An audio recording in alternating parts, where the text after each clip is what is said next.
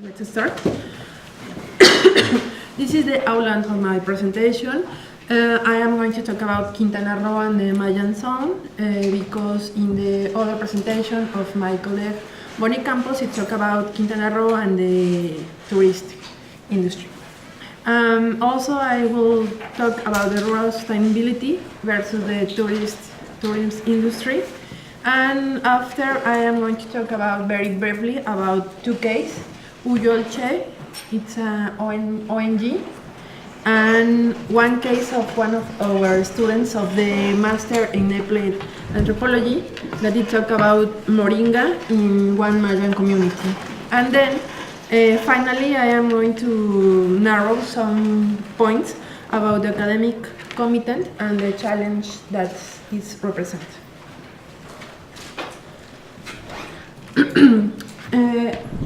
As you know, well, Mexico, then the Yucatan Peninsula is about the three states, Campeche, Yucatan, and Quintana Roo. We are in Quintana Roo. In the last presentation, we talked about Costa Maya, but also there is a Riviera Maya, and in the final point to the north is Cancun. So, what happened in the other part of the state? What is the point? What is happening? So, there is a Mayan zone. And the Mayan zone is composed by the municipalities of Felipe Carrillo Puerto, José María Morelos, Lázaro Cárdenas, and a little part of Solidaridad, que es donde está la Riviera Maya. It's about the 50% of the total land area of the state. It has about 121,000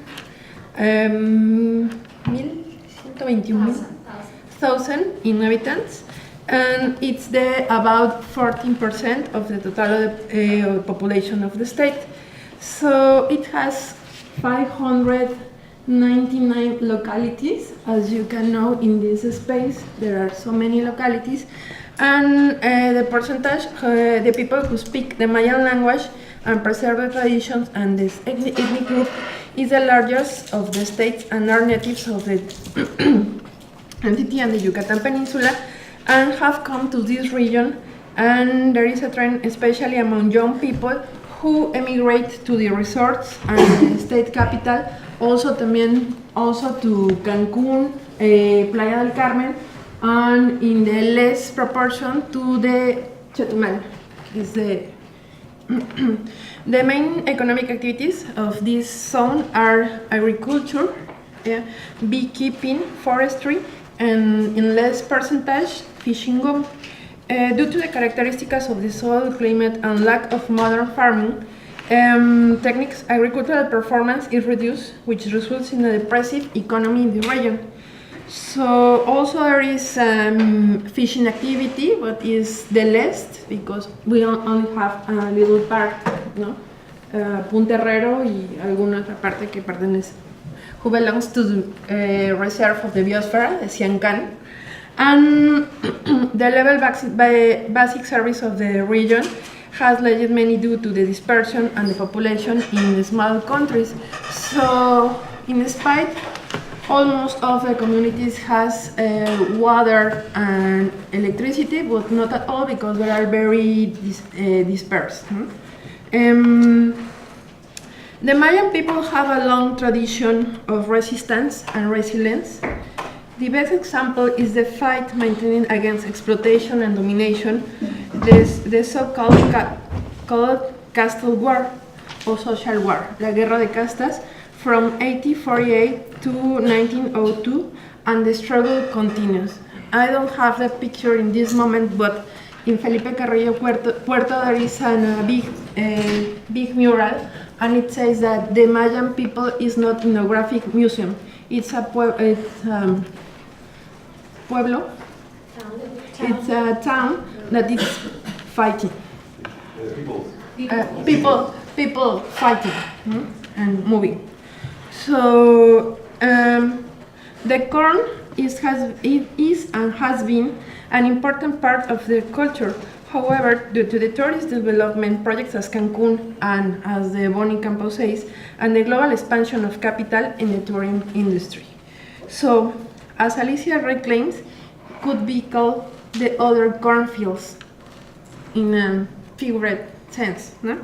And it's a problem and a threat to the sustainability of rural, which is represent and is through the process of internal migration or commuting between the place that they work and they live for about 5 hours. No?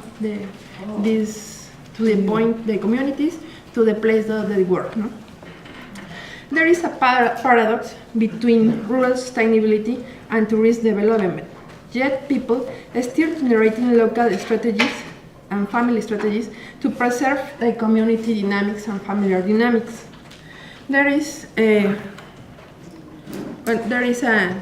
graffiti in one of the Mayan communities about one of the heroes of the social war, Jacinto Pat, on the market, and also there is a sanctuary about the Cruz Parlante, and it's a mix between original religion and the Catholic religion, but it was an invention or tradition created in order to the Cruz speak to the people and for still fighting, no? Forgive animals, for animal and keep fighting. So there are two examples. One example is about the Uyolche. It's a NGO and it works about with Mayan communities. That NGO it's composed with local people of Felipe Carrillo Puerto and works in many of the Mayan communities. His main point to work is to rescue the traditional activity that is the Corp, and between the activities that he says it's a market, seeds market, local markets, and some workshops to the people and how to rescue the traditional knowledge. Not only how, work with the people to rescue that knowledge. It has a link with the university where I work, and in this summer this was a social community service between some students of the university and that NGO to work with one community. It's called Sula, and in this time the students work, do social work, community work, or something like that, and get involved with the grassroots and the community. Just today is the end of the activities, and they are going to do some artistic activities, something, and it's the same time of the local celebration for the San Antonio de Padua. The other case that I want to talk about, it's one student that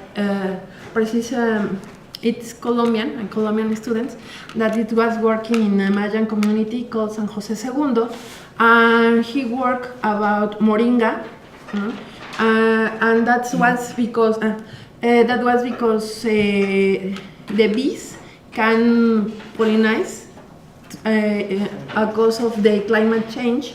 The local flowers can produce not so much pollen, and then he promoted the growth of moringa and was successful about the paradigm of permacultura, and we get involved with the people. So, which are the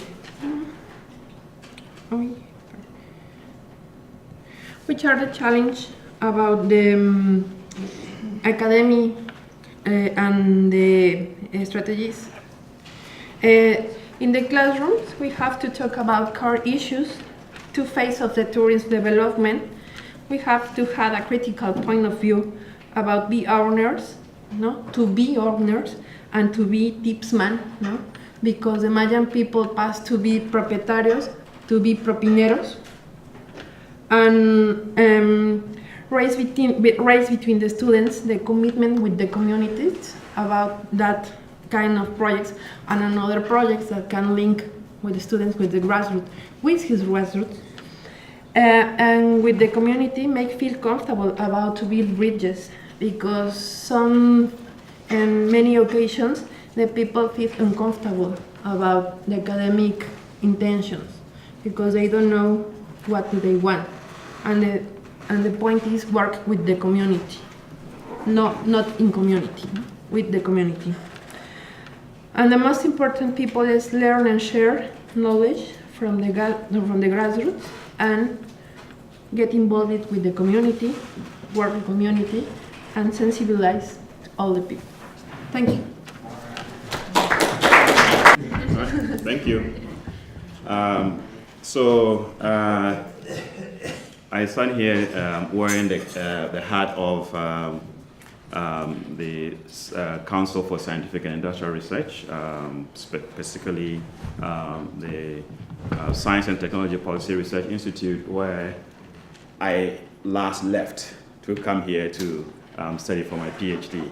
And also I wear the hat of UNT philosophy somehow. But this presentation is based on experiences that I had whilst I was at Council for Scientific and Industrial Research. Those of you from India may be familiar with this institution because India has a CSIR as well, and I think South Africa too has one. And it's a national research institute, national research organization that has several institutes. And one of the projects that I was a team member of was to conduct business opportunity studies on behalf of a national project that was ongoing, which was, at the time, the project started in 1995, but became, a program, and so it's now running as a program. And so we took part in that project, and which is what I'm going to be sharing with you.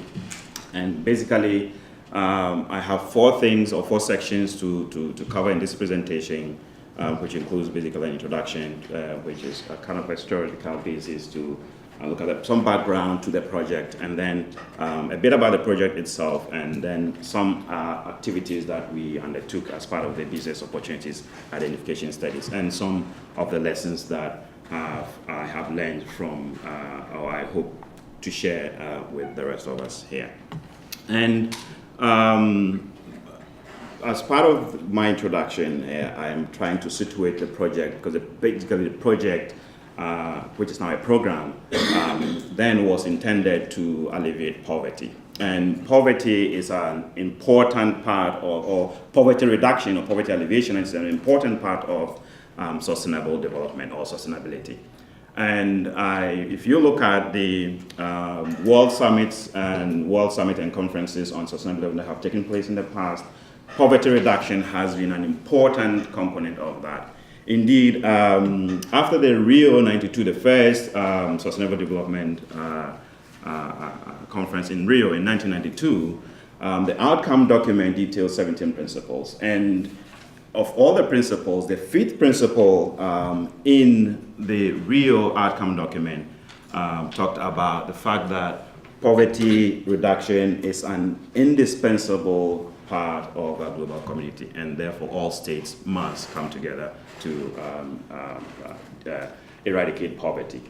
And subsequent to the Rio conference, the next conference that was held 10 years later in Johannesburg also emphasized the importance of eradicating poverty. Indeed, if you, in terms of look at the importance, the way poverty reduction appears in those outcome documents, the Rio 92 conference document sort of like put it first because it was in the first principle, and the fifth principle, I should say.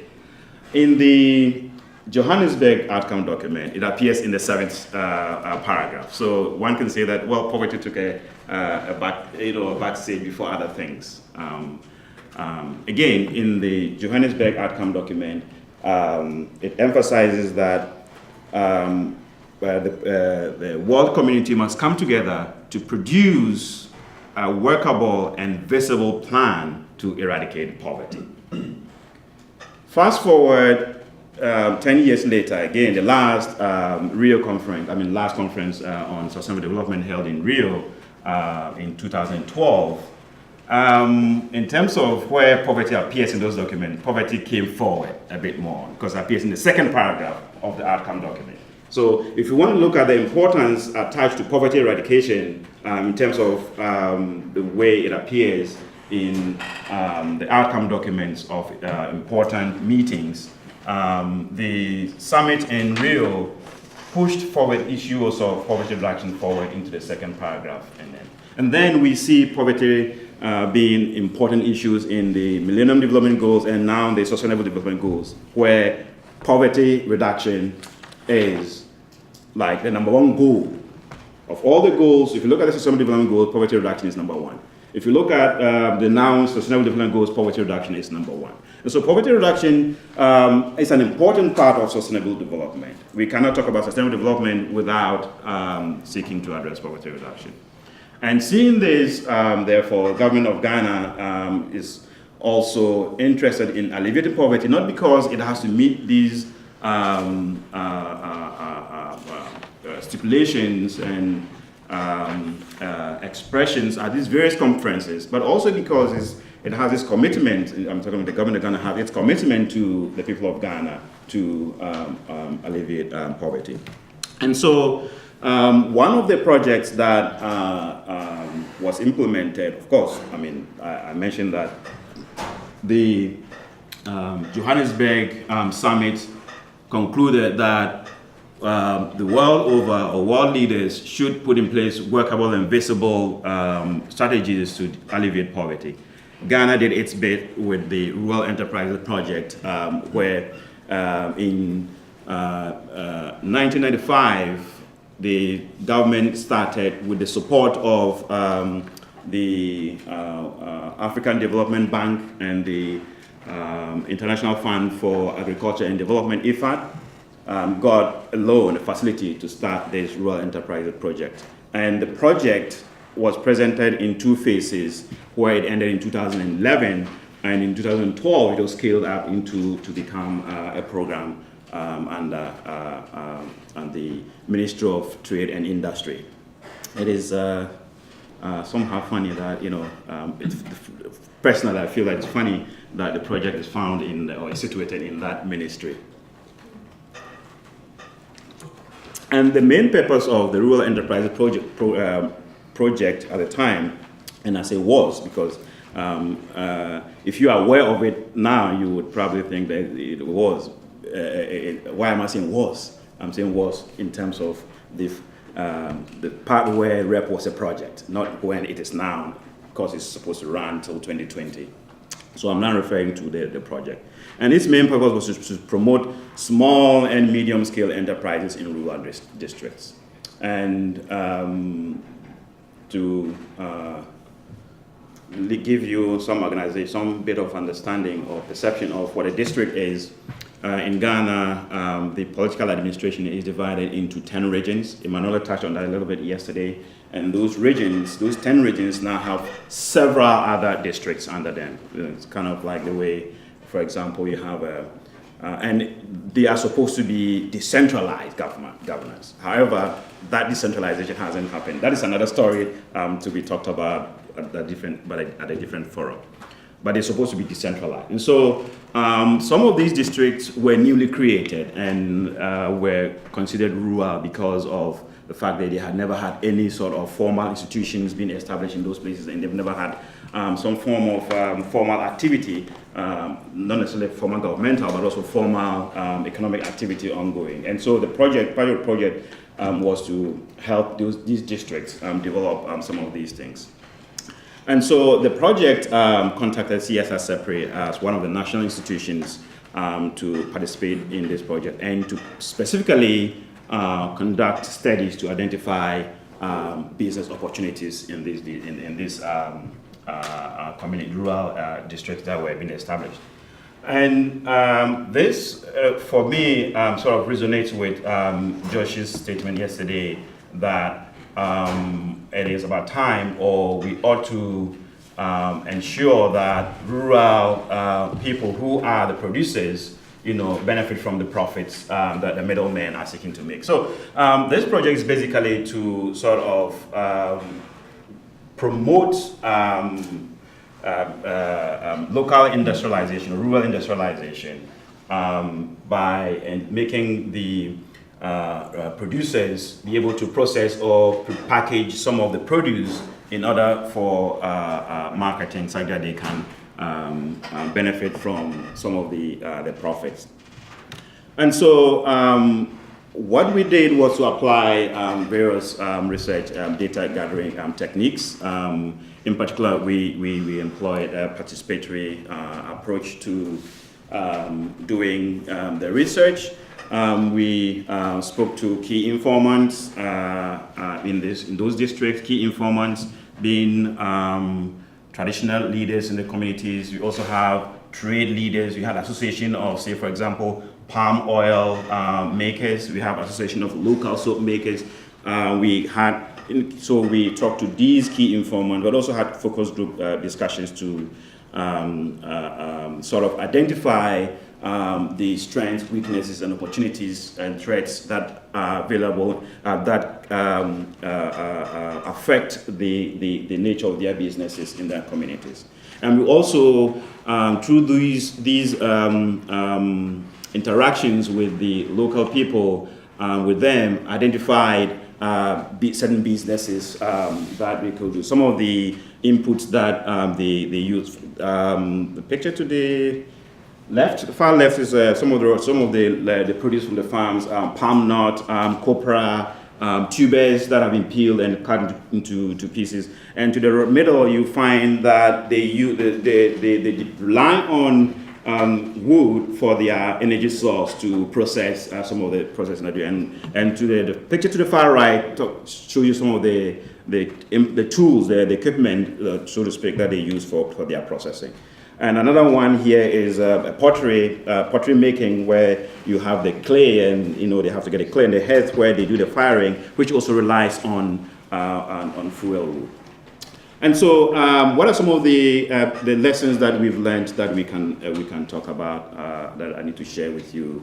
That we can have an approach to business opportunity identification should not be rigid. We shouldn't have one method fits all, because you are looking at specific rural districts. And again, rural enterprise or enterprise development does not always require the availability of external capital to be able to start up. Sometimes by interacting with people, that alone gives them ideas. And this is the last slide that I would like to share with you, that although rural businesses and industries may be small and medium, they have environmental impacts that can be overlooked sometimes, because we are seeking to promote rural enterprises. We may tend to we are introducing the rural processes or entrepreneurs to technologies, but we are also not aware, or we are not, tuning our mind to the fact that some of these processes can lead to some environmental impacts. For example, simple waste disposal can be an issue that one ought to look at. And rural enterprise development as a means to achieving economic sustainability should not be at the expense of environmental sustainability nor social sustainability, because to my mind, sustainability should encompass all these three areas. Thank you. Thank you for your generosity. What I'd like to do now, once you get in a seat, what I'd like to do now for this small experiment is, Gordon and Xochitl, maybe y'all would start a conversation with each other, and then we'll bring some more people in. So if you had questions for each other to start off, or comment to each other, and then we'll bring in some more folks. Maybe by the time, but I want to know which is the market or markets for the products, and what about the sustainability because of the palm. I know how is the process, but I read something not very favorable about that fabrication. Yeah. Okay, so the issue of market is usually looked at as part of the business opportunity identification, because we don't only look at the opportunities to start processing, we also look at marketability. And so typically, one of the markets that we identify is within the same district, because We want to do away with problems of transportation because in some of these districts, the roads are bad. And it's even difficult connecting one community to another community in the rural district to now talk about even connecting that rural district to another bigger city somewhere where we probably can think of a bigger market. So usually we identify the market from within the district where they can promote the business. The second part of the question is about palm oil, palm oil processing. Mm-hmm. And typically, before we have like large palm plantations and all of that, already in some of these communities, the palm nut tree, they grow it themselves as part of their farming practices. So typically in Ghana, some of the farms are mixed culture, where you have all kinds of agricultural crops and trees on the same piece of land. So you can have the palm trees in there, and then you have the cassava or the yam, and then you have the maize, and then you have the pepper, and sometimes they do have the gardens of tomatoes and all of that. So they grow the palm trees, and so the palm nut is actually one of the reasons why we would like to encourage the process is because you have a glut of the palm nut. And so one way is to process to get oil from that, from which we use it for cooking, but also it's an important ingredient for another industry that we sometimes identify in the district, which is soap making. So sometimes we look for ways to develop a value chain around a particular crop, for example, the palm. Oh, that's fine. Okay. Is it okay?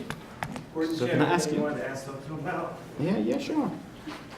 One of the questions I had when you were presenting was, in terms of the ecotourism or the tourism aspect, how does the communities, or how do the communities manage the waste from tourism activities? And so you can look at perhaps, for example, the environmental impact of tourism, but also the other aspect of which is the social aspect of tourism. How is there any social impact of tourism on the host communities as a result of have different all kinds of people coming into their communities? The first one about the ecotourism and the waste management. There are two parts. No? In some communities, Mayan communities, there are small projects about ecotourism. Many of them was promoted by the government, and it's a commission for the indigenous development. And the big problem with these projects are the market and the roads, because has the natural resource as a lagoon or something like that, but it's so far from one big tourist point. So the people who go to Cancun, or Playa del Carmen, it's difficult to move to Laguna Cana. Laguna Cana, it's far, about 2 hours, 2 hours and a half, and it's not attractive in that term. This is the first point. The second, about the management of the waste, is a big problem not only for the tourists, but also for all the communities. I think one of the worst things that could happen is about pets. You walk in many communities and you see the bottles of pet or many residues, wasting in the streets, bottles or something like that. But there isn't any serious project about that. About the social aspect and the impact from the tourists, the first one is the migration. And migration has many consequences in both ways. In Cancun, that the people say that is la zona hotelera, the touristic zone, and la zona atolera, that the workers live. So that's it's became with an exclusion, space of exclusion and segregation. The market, laboral market, it's very stratified, very segregated. Many of foreigners works as administrators, something like that, and the Mayan people work as cleaners and stewards or something like that. No, it's a very, very dramatically stratification. And in order of the communities, I think that Mayan people could manage something like that, and they adapt and they live between two worlds, the worlds of tourism and the worlds of fancy things, but also they keep and they make strategies in the familiar basis and the community basis in order to preserve and in order to be proud of his culture. That's the point. Also, there are many bad things, like vandalism, and the young people starts to be working in gangs or something like that. But it's the less thing. Okay. But I was just gonna say maybe we could open it up to the audience now. I was going to ask you. Sorry. So many people, so many times, so many ideas. My question would be to Gordon. I just wanted to know, because like the Millennium Development Goals, then the SDGs, and so the Ghana government has like to implement those things, and then in the course of that, like they have to have IFAD coming in, and what is the rate of interest that the government had to pay to IFAD for the project money that they had invested in this SDG project? And then, like, what about the African Development Bank? Because the cases in Asia where we had the Asian Development that funds, when they fund, they had to fund, like in Indonesia, all those palm oils plantations have come in massively, displacing the indigenous people, plus taking away the land. And then when you had the earlier multiple crops, then it was different. But now when it went on into monocropping, then they lose the land and then they become displaced. And does it also happen in that way, or like in many places in Asia we find Gordon, like I just wanted to know, because like the yes, the Millennium Development Goals, then the SDGs, and so the Ghana government has like to implement those things, and then in the course of that, like they have to have IFAD coming in, and what is the rate of interest that the government had to pay to IFAD for the project money that they had invested in this SDG project, and then like The first part, thank you What about very much. the The first part of the African question, Development I Bank? absolutely The don't know, cases have any in idea about Asia that. where we had the I Asian probably could look at the development figures and funds, see how much when they fund, they had to fund, like interest in the government of Ghana is Indonesia, paying with all respect to the those, support, palm the oils loan that plantations Ghana have is come in taking from massively, IFAD. displacing And the again, indigenous people, maybe I plus should taking over the land, and then perhaps correct when you had the an earlier impression, multiple crops, which is then that it was different, but now the when it project went is on not into monocropping, then they lose the land, necessarily and then they emanating displaced. from the, Does it also happen because if in you that realize way, or the like SDGs have in just many recently places in been Asia we find adopted. IFAD's And so program the failed, like you have your own project traditional existed system before of the cultivation SDGs. or What I was agriculture seeking to that you present had with been those, with practicing for ages, which is the sustained, Rios and but the then SDGs later is to when you emphasize have the donor, how poverty reduction program is an coming in, important you have part to follow of certain rules, our and you have sustainable to also development. follow And to their to dictates that plug you in should that plant certain crops as part before of the failure starts. So see, does, Ghana's efforts at do you have any instances of such pursuit of sustainable cases? development is seeking to alleviate poverty through this REP project, and this is the connection I was trying to communicate.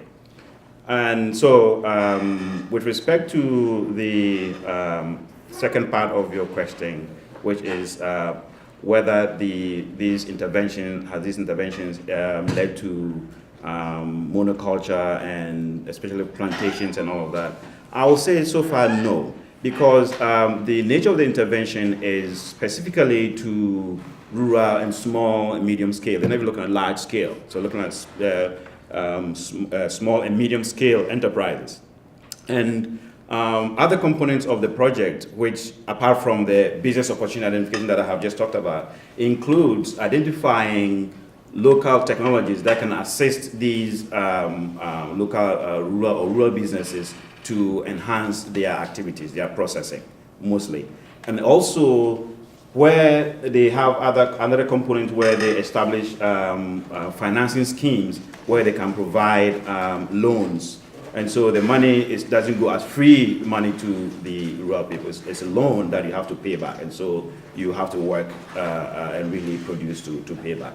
And so far I haven't experienced any kind of like plantations. And as I was explaining as an answer to Xochitl here, that for example, with the palm oil plantations, already there are, in those communities where there's palm oil processing, it is part of their farming systems. And it is, they have the palm trees there, and they make palm wine and all kinds of things from it as well. So.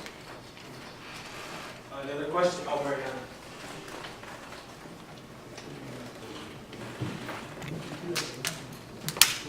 I wanted to ask Xochitl a little bit more about the transition between becoming propietarios, como propineros, and if the collective titles were then taken out of the law, of the Mexican law, did they stop existing? Or? It's linked with the Boni presentation, that it has to be with the land owner, and at first they had land, very important lands. Most of them are with beach of the lands, and other lands about cenotes, whole waters, no? And with this expansion of the capital and the tourist industry and the constitutional reform, with the starts continues with the neoliberalism, the people starts to sell the land and then become to be owners, to be workers, and to be propietarios, and to get tips, no, work for the industry. And that's the sad sense, no, and of if that the expression. collective titles were So then taken out of the law, this could be a process of desterritorialización. I don't know how to say. Desterritorialización. Deterritorialization or something like that about the own lands, these historic lands, and it's hard to manage. But at the same time, the people are manage the relation between tourism and his own culture community. And do you think the tourist owners influence that's changing the law? Is changing the law? Yeah, there are many pressures and political pressures. No? For example, Tulum was a very sadly process of despojo. I don't know. Removal. A burning of the land, about pressing the people to sell the land. Also, the university has a land, a very good located land, and was pressing to sell. Yeah. It would be like the appropriation. Or Yeah, appropriation. I have one little question, just real fast. Is there much tourism in Ghana? Yeah, there's quite a bit. Yeah. Mm-hmm. I was just wondering, I couldn't remember. I have a question for and do you think the tourist owners influence that's changing the law? Some of the things that are lacking to the project to have a more integral sustainability view, so we don't have to divide economic sustainability from environmental sustainability. Like, what are those things like completely big are lacking, so we can have like a more integral. Thank you for that question. Should I go ahead now? And for Xochitl, I'm wondering if, in the case you're explaining, and also in the one Bonnie said this morning, is there like an approach from the people to have like a re-education of the tourists, like not the community adapting to the tourist needs, but inviting the tourists to adapt to how the community lives and what are their needs? I mean, is that happening? One question for each. So, Gordon, what do you Yes. think would Thank be you.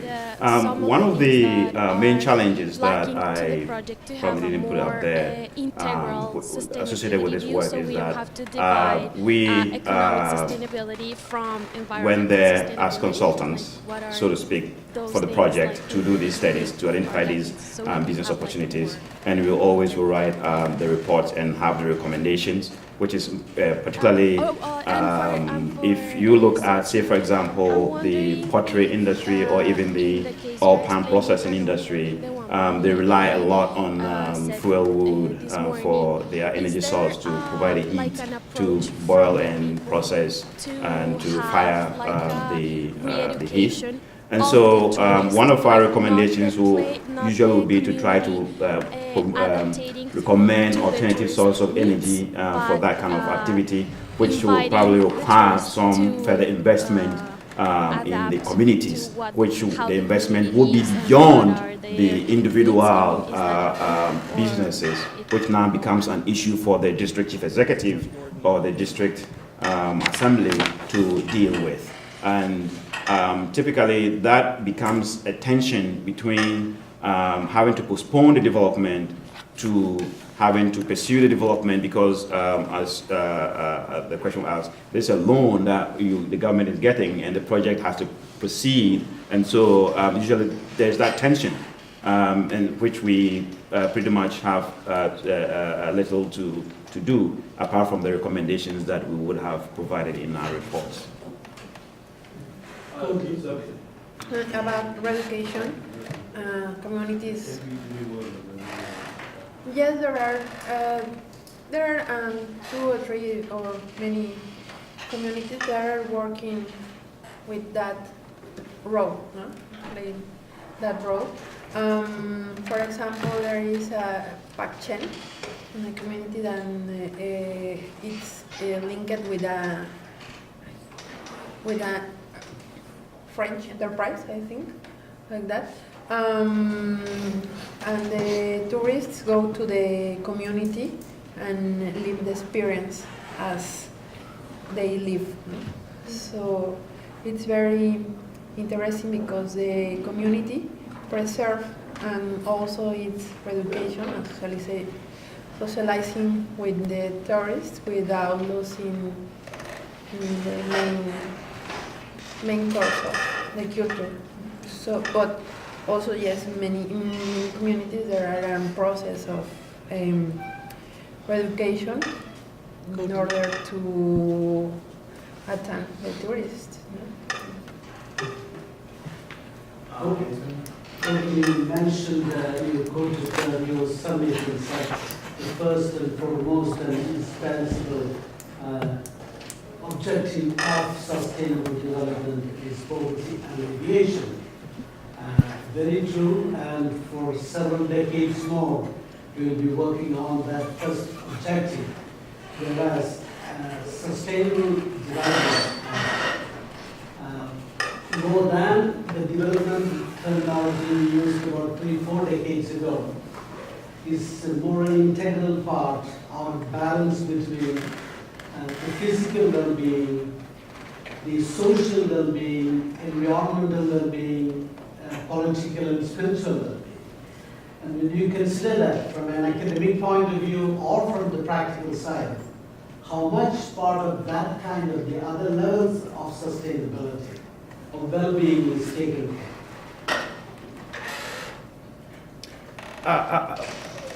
That is a pretty difficult question, very loaded question. I will say that from my perspective, we tend to focus a lot more on the economic aspect of it. Sustainable development is poverty yes, we alleviation. will allude to the environmental part, but sometimes I feel that we use the environmental part very possibly for pacifying as a pacifist way, much more than approach to an emphasis on the economic aspect of sustainable development. Is more an The reason why I integral asked part even or in a here balance in United between States, we are finding the physical difficult to well-being, sustain a the social program well-being, environmental sustainable well-being, level in the years to political come. and spiritual well-being. I get it. That's why I said economic aspect. Because we will look at funding for how economically sustainable is the healthcare. That is the question there.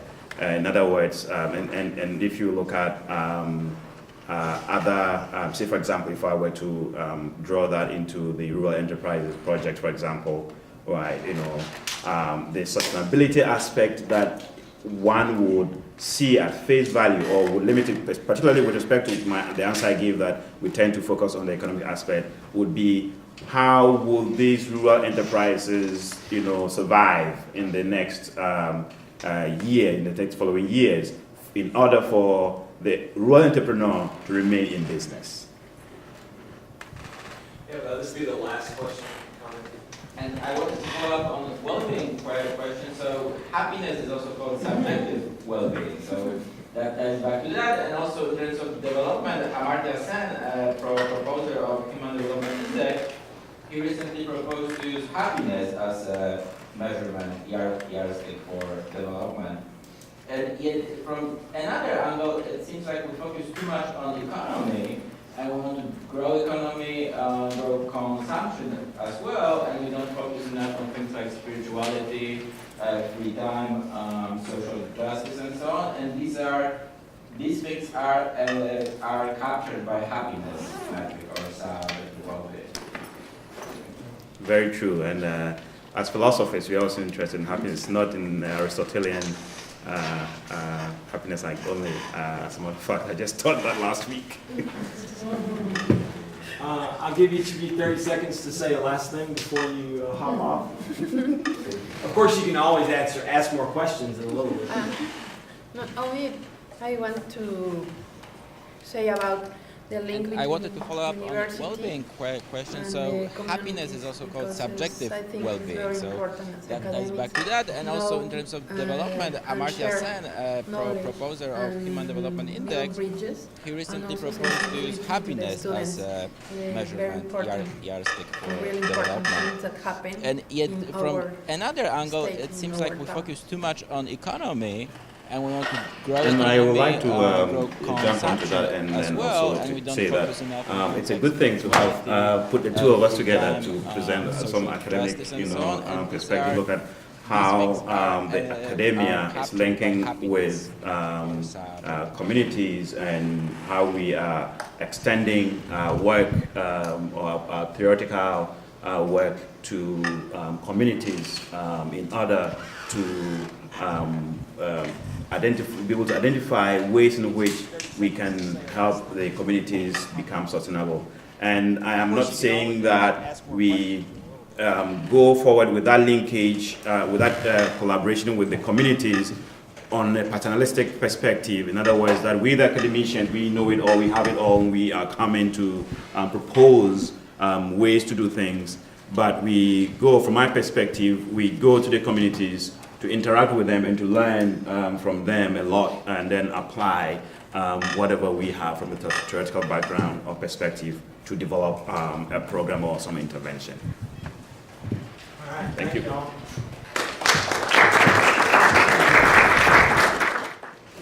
Okay, so I'm going to talk about two initiatives I am currently involved involved in that I think, or at least for me, are related to a shift in paradigm of how we define sustainability. And I would like to start by saying that there is something that is common to all the presentations we've heard here and all the stories we've shared, and it's that rural communities, or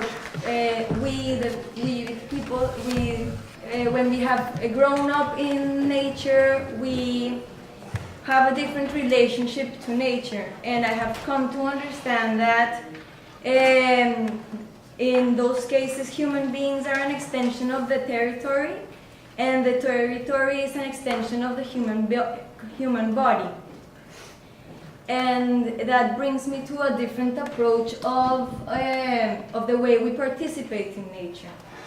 We, like the conventional educational systems have brought, and the economy has brought up understanding or believing that we are superior to the rest of the beings in the planet. But rural communities and indigenous perspectives are inspired or believe in a perspective where human beings are part of the living system that sustains them, and they organize their daily life and their beliefs from a perspective of participation and collaboration within the natural system. And my experience with indigenous communities has made me see that in general for these communities, the whole is more than the sum of the parts, in the sense that every being, every part of the system has a role to play, and it's important for the whole to be more than the parts. And that it takes me to, it's an invitation to take the definition of sustainability beyond those three elements that we have said that are essential for sustainability: the economic, environmental, and social aspects. Because at least in indigenous communities, sustainability overruns that definition, which comes from a fragmented point of view as well. And sustainability is an integral, in their perspective, is inspired in an integral perspective towards nature, where elements, like all the elements, political, economical, social, economical, spiritual, religious, all the perspectives that we have fragmented are together. And in South America, there's a concept that it's being used now, that is buen vivir, and is like where the communities themselves can define what is well-being from their perspective. That's related a little bit to what I was saying yesterday. And I believe that if we approach sustainability from a perspective of collaboration instead of competition, like our approach to science or to nature and our approach to an economy has been, because since Darwin we believe that nature is based in competition. But I believe, and I've seen that indigenous communities also believe that nature works through a principle of collaboration. And I believe that if we approach sustainability from that perspective, we can really press a leverage point in the imaginary of society, and how we approach an integral, sustainable way of participating in the living system. Otherwise, if we continue believing in competition and scarcity, instead of starting from a perspective of collaboration and abundance, we are going to be stuck in the same rhetoric, and we're not going to press leverage points that can change paradigms. And these two initiatives I've been involved recently, or for the last years, have something that is very key for me in sustainability, and it's that it's not centralized or decentralized, but it has a distributed structure, and then collective intelligence, a democratic collective intelligence is born that is autodidactic, autonomous, emergent, and free. And so we are in a moment of opportunities with grassroots movements defending the land. And my experience is that when I grew up in the countryside as well, and grassroots movements in defense of territory are like seeds, making us or inviting us to rethink the way we participate in a living system. So it was when a huge mining company came to the land I grew up that I, as an anthropologist, got involved in activism and in working with grassroots movements defending their land. And when the town I grew up organized, or they changed, we changed ourselves to the bridges, and we stopped roads and all that, but we tried to look for a juridical mechanism that would entitle us of the possibility of participating in the decisions that will affect our future. And we found a mechanism in the Colombian constitution called the popular consultation that is like a referendum, and we asked the government to hold a local referendum to decide if people in the municipality wanted or not mining to be part of their livelihood. And of 3,008 votes, 2,971 votes were against mining. And then the national government said that the decision taken by the community was not legal because the subsoil, everything in the subsoil is property of the nation. So it was then that I decided that this case or these stories had to get out of Colombia, and I looked for other cases in the world that were facing similar situations, and this is how a global solidarity movement started. I wrote a letter to a community in the UK because I thought where I need a first world country to mirror these stories so we can be heard. And I found the story, like the case of the community of Balcom in the UK, and I sent a solidarity letter to them.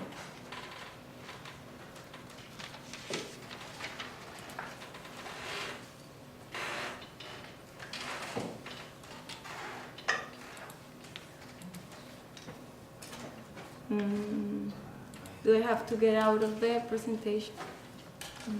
Because it's not working? Well, maybe I'll have a chance to share the video with you in a few seconds. I have to get out of the presentation, so I'll carry on.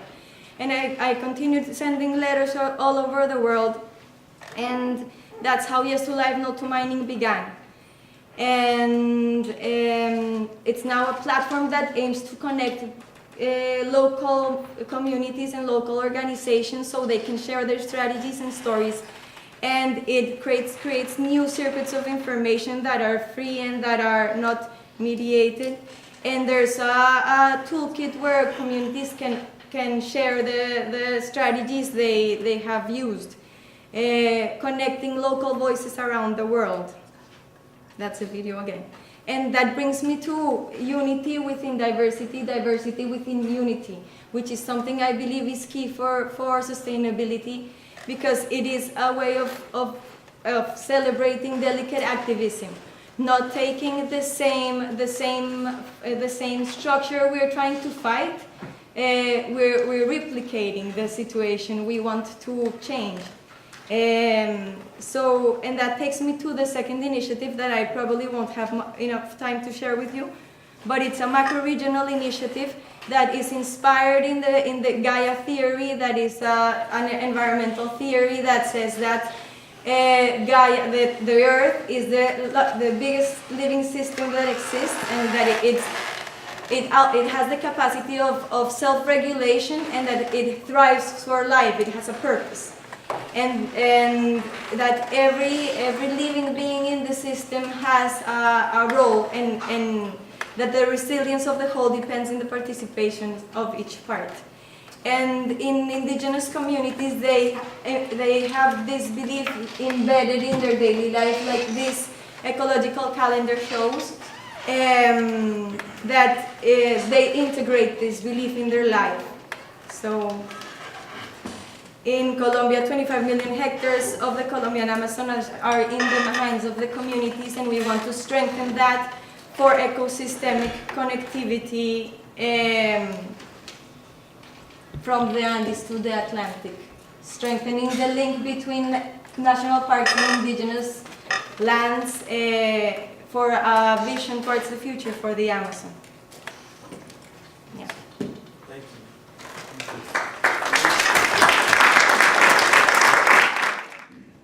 Sorry. Good afternoon, everyone. I don't have a PowerPoint. It's just a short note from the original invited person, who was the National Commandant of the Peace Corps of Nigeria, Dr. Dixon Akko. Before you get completely started, could you make the distinction between the Peace Corps of Nigeria and I think some people are thinking that it's the American Peace Corps? Okay. Yeah. Yes. Peace Corps of Nigeria was founded 18 years ago in Nigeria, while American Peace Corps was founded 1961 in United States. And after that, they have sent volunteers to different parts of the world, including Nigeria. And they had worked in these countries. Around 1981 or 2, the American Peace Corps left Nigeria. So after some years, when we actually felt the impact of the American Peace Corps in Nigeria, but since we didn't have them anymore, we had to create something to continue the work they were doing. The Peace Corps of Nigeria is not part of American Peace Corps. That's why we call it Peace Corps of Nigeria. If it is part of American Peace Corps, it would have been American Peace Corps in Nigeria, which we usually had before.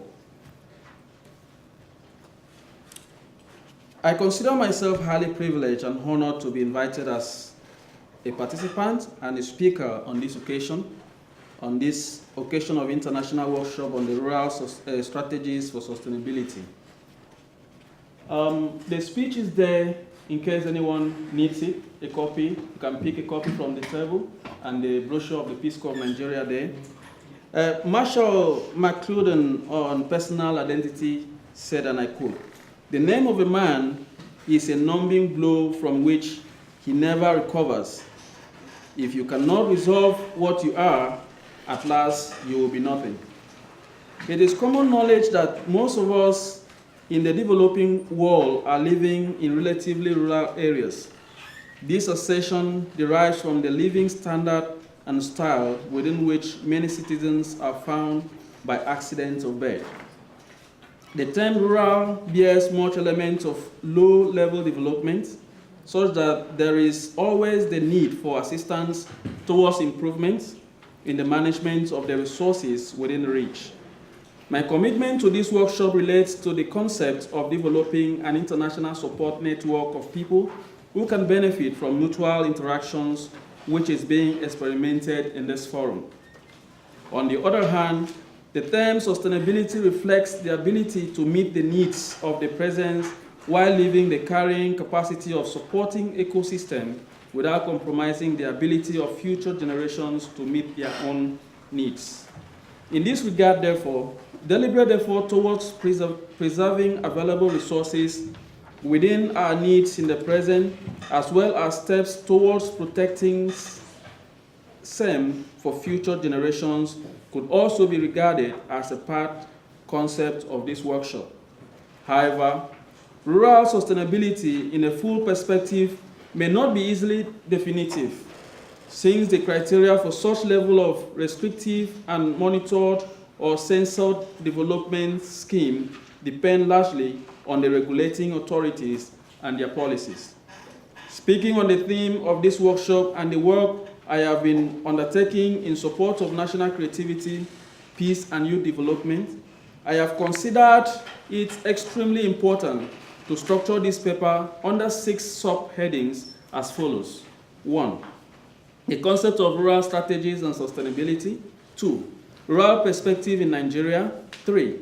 Understanding the nexus between rural-urban development in Nigeria. 4. Peace Corps of Nigeria, PCN, and nation building. 5. Partnership with the University of North Texas in promoting healthcare delivery services in rural Nigeria. And 6. Filling the polls for implementation of the Sustainable Development Goals, SDG. SDG Ambassadorial Award, in order to support this initiative, was just initiated in Nigeria by Peace Corps of Nigeria. 1. Concept of rural strategies and sustainability. The word rural could assume economic, sociological, ethnic, and racial connotations.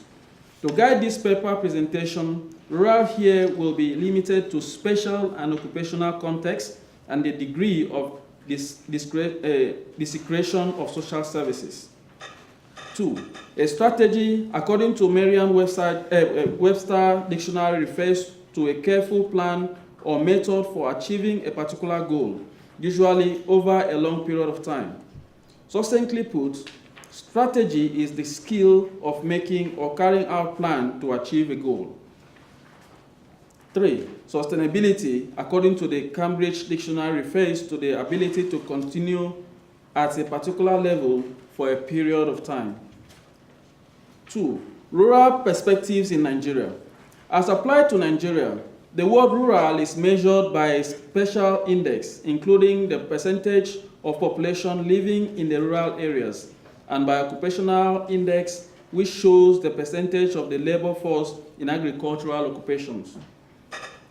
It has not been possible to clearly identify which proportion of Nigerian population is urban and which is rural. The 1952 census states that a town with 5,000 people and above is urban. Thus, anything less is rural, notwithstanding the landmass. In Nigeria, rural life is characterized with the general fact that a very large proportion of the country's population, about 70%, still live in the rural areas. The inhabitants are relatively scattered in numbers in numerous hamlets and villages, while some are indeed nomadic, that is not staying in one area longer than a season. That's actually a big problem in Nigeria right now, a nomadic problem with the farmers, where they bring their cattle and get fights with the farmers and kill people. In some places, the scattering and isolation of the rural settlements are considerable over very wide areas separated by quite long distances, especially in the lower population density areas. Illiteracy rates are still very high. Near absence of social infrastructures and access to primary healthcare services is extremely poor among the rural population. By 1963, only about 10% of Nigerians' total population aged 6 years and above could read and write, even in the vernaculars. Rural sector in Nigeria can, however, be seen in two aspects as rural society and rural economy. As such, the structure and function of rural society coexist with Land Use Act and land tenure system. Not everyone in rural society derives a living from the direct exploitation of land resources. The absentee land owners, rural industrialists, and craftsmen, rural traders, government employees in the rural areas of urban-based ministries are part of the structure of a rural society. 3. Understanding the nexus between rural-urban development in Nigeria. There are some kind of communications and interactions across rural, the countryside, and urban, the city societies. In this regard, we cannot conclude that rural society is an unchanging system of traditional norms and of cultural symbols, practices. However, there are changes in terms of physical existence, example, road networks, new architectural forms, etc. Rural dwellers are believed to possess unique behavioral and physiological complexes. In one way or the other, they are associated with farming, illiteracy, clumsiness, etc. Especially the relatively isolated ones are fairly easily identified when they come to urban centers. In Nigeria, both rural and urban areas are one and the same thing due to the fact that urban dwellers took their roots from the rural settlements. Therefore, there is no clear distinction between the rural and urban areas. In other words, rural and urban areas are linked to one another and cannot be treated in isolation of one another. More so, attitude, values, behaviors, and social relations are commonly shared between rural and urban lives. Food is produced in the rural areas but consumed in the urban centers. And from the urban areas, money is remitted to the rural areas, which implies that the relationship between the rural and urban areas is to and fro. When death occurs in the city or naming ceremony is to be organized, it is done in the form of rural areas, and the corpse is taken to the village where it is buried. Indeed, presents is always made by the urban man to rural girls when it comes to choosing a wife. People opted for village girls because of the strong impression that city girls are corrupt. Even the invitation cards for the wedding are always printed in a way that conveys the solemnization of the marriage in a traditional way first, before the white wedding follows. Because of time, I will just rush down to page 6. You can turn to page 6. 5.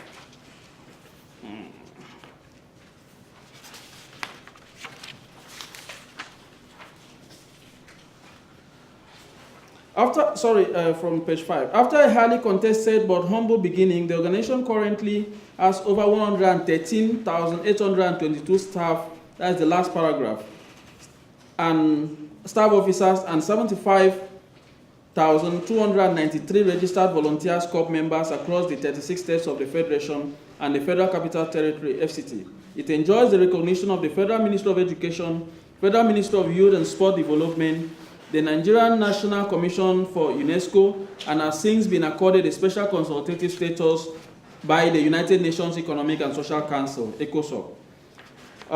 These have been the level Peace Corps of Nigeria as the achievement they have made so far. And to conclude, I just want to make verbally, though it's in the speech, I want to make verbally the commitment of the Peace Corps of Nigeria to the cause that this university is undertaking, especially in relation to this workshop. That right now, the Peace Corps of Nigeria has been able to secure about 2 acres of land in one rural area in Benue State that is already going to be presented to this university. And the National Commandant has promised to come and make that presentation himself. That's why he promised to come here. So that land is going to be presented to the university. The purpose of that land is to be used for healthcare delivery, for us to build hospital, in collaboration between the Peace Corps of Nigeria, the university, and the Nigerian government. So that is our pledge. Thank you very much. Why don't the two of you first, if you have any comments or questions that you want to bring out to each other, let's start there. I wanted to know a little bit about the PhD program on environmental ethics. And yeah, because at the moment, the United Nations is like building the principles for Earth jurisprudence. And I would like to know if you see some connection between those two. The PhD program in environmental ethics. Well, there is connection because you see, academics, the works of academics itself is something that is like a driving force for development. Any society that is not well educated, or anybody in the leadership position that is not well schooled, it is very, very difficult for that person to make informed decisions. So whatever we do, bringing education to the nucleus of that thing we do, actually is going to bring a very wonderful result. So I see there is a good connection in these two. So that is why we promote anything that has to do with education, research, and development. They work together. But during your presentation, you talked about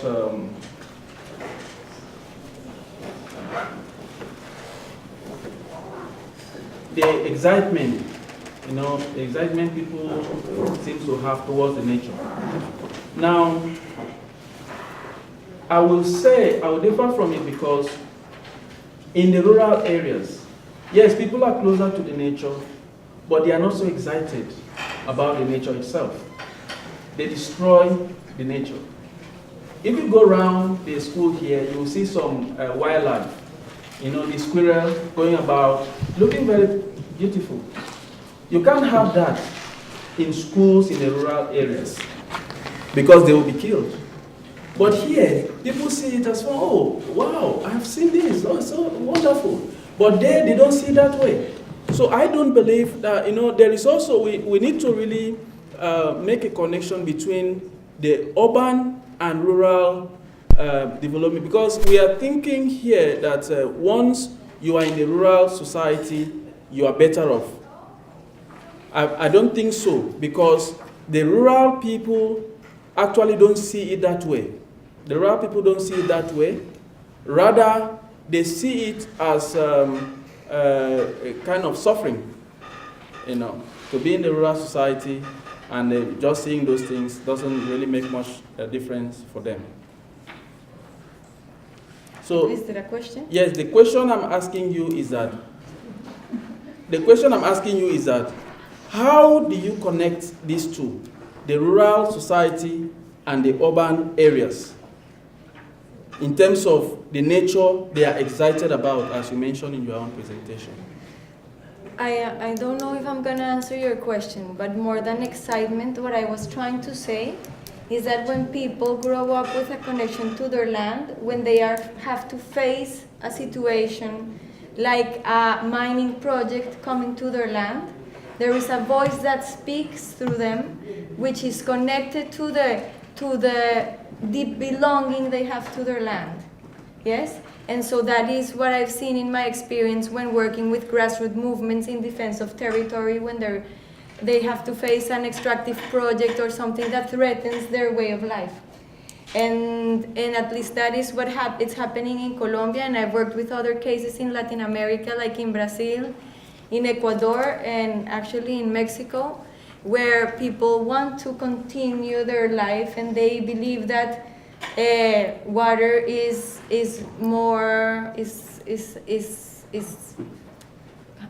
not costs, but como vale más, no? Than the word. More valuable? Yeah, it's more valuable than gold. And so they don't want to exchange their land-based life for the richness that gold mining industries offers them. And so more than a naive excitement about nature, I am talking about a strong voice that speaks when communities face a threat to their link to their land, because these communities understand that their livelihood depends on that land and don't see themselves as a separate thing from their land.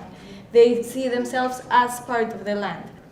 I worked with indigenous communities my whole life, which is a little bit obvious, this connection, because they have a traditional way of living, and especially in the Colombian Amazon, where there are no cities, no roads, no commerce. I mean, it's a very pristine jungle, like if I can show the picture again.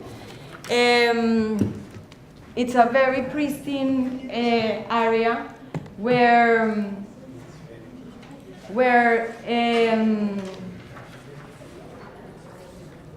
people live here, but there are no roads, and there are no cities, and there are no buildings. So in indigenous cases, it is kind of obvious, this connection, this embeddedness in nature. But for my surprise as an anthropologist, when the mining company came to the town I grew up in, that is not in the forest, it is in a more urban-rural transition area in the hill area in Colombia, which is much more developed or modernized. And I was surprised to learn, after working, my whole life experience has been with indigenous communities in pristine forests, to find the same voice and the same sense of belonging in these peasants that are exposed to globalization and are exposed to roads and to commerce and to all this, and to see this deep belief that they wanted the mining company to stay out of the land, because they want to continue holding a livelihood based on their peasant land-based food production life. And so that's what I was meaning about there's a voice that speaks when the territory is threatened, if it's a community that has been embedded and its living system has been embedded in the land. I don't know if that answers your question, but... Okay. In your own point of view, do you think it is advisable for this mining to be encouraged in the society? I think that it is our, at least for me, it is. I am not against, or I don't want to impose my point of view. I think that if the people that live there believe that that is not the correct definition of development for them, it should not be done. And that's what the people in this town did. They organized themselves to hold a referendum to say, no, we don't want mining in our community. And then why isn't the government listening to them? Because there are other interests, yes? And so I believe that communities should have the opportunity to take part in the decisions that will affect their future. And that is where the definition of sustainability should begin in a community. Okay, let's go ahead and get some comments, questions from the audience. Yeah, I would like to stress a little bit, adding to Mariana, because like the present state in Manipur, the government is trying to pass 3 bills which will really take away the land of the indigenous people, and the people don't want that. So the day when the government announced that they passed, the people took to street and protest, and when they protest, 9 people were killed on the spot, many of them young, and they are still unburied, lying since last August. And if August comes, then it will be a year. So similarly, in all these processes like the mining, it can be national highway, because the government is trying to build national highway from Trans-Asian highway, starting from different parts of the Asian to link to the Far East, plus the gas pipeline from Iran going far to the east, which will pass through our land, and then the Asian railway that is also to be built. So in the process, they are digging up tunnels, and when the tunnels got built for the last 1 year now, in the early part in January on the 4th, we have an earthquake which had an epicenter in Tamenglong district in Manipur, and we expect more natural calamities, because all these mining or extractive industries are really doing harm to the ecology or the environment, and the people there who live there are really against it. And the problem that we have is that we are not able to really make the government listen to us and take the decision, because we are not consulted for all these projects that are to come up, but we should have been consulted. That is the right that we have, but that was not the process done. So I'm going to definitely get in touch with Mariana and continue the activism. And thank you for sharing. In Colombia, just to comment on that, in Colombia there's a difference, like our constitution recognizes the right to consentment, previous, and however you say that in English, previous consent for indigenous communities, but not for peasants. So that's why the peasants had to look for a referendum or another option, because it was not their case to be entitled to be consulted, because they're peasants, they're not indigenous. Mariana, I had a question for you. I also agree with whatever you spoke about, unity and diversity, all of that. And it is true that, today you have a conflict which can be resolved if it is looked at in a standpoint where other people who, benefit can also realize that there is a benefit to actually believing what you have to say. So if you are, it's a suggestion that if you would work with them so that they see benefit in conservation efforts, then they will do it, right? Because you said they had other interests, right? So these other interests, which is for maybe economic benefit or whatnot, that... The companies, you mean? Yes. So if they can actually see benefit in supporting your cause, then you would have, it might be something better for you. And evolution is again something which is important because it's coexistence, it's not competition. But so it's not just connecting with other parts of the world. Yes, that's important, but it's also connecting with people with whom we have a direct conflict of interest. And then I hope that could be true. In this case, the company is called Anglo Gold Ashanti, and it's from South Africa. It is the largest gold mining company in the world, and it has a lot of issues related to paramilitaries. Just 3 days ago, actually, the environmental leaders I work with received a threat from the paramilitary group in Colombia, telling them that defending the environment is left-wing, and since we are negotiating peace with the left illegal army in Colombia, they have been accused to be part of that peace movement, and the right-wing illegal army sent them messages threatening them, saying that they will have no mercy and that they are part of this. So basically, it's the greed in the world, which is very common, and it's across the world. I have a question for you, gentlemen from the Nigerian Peace Corps. So are men in the urban areas also corrupt, or is it just the women who are corrupt? In urban area? Well, it's relative, because we can say, everywhere there is corruption, both in urban and rural.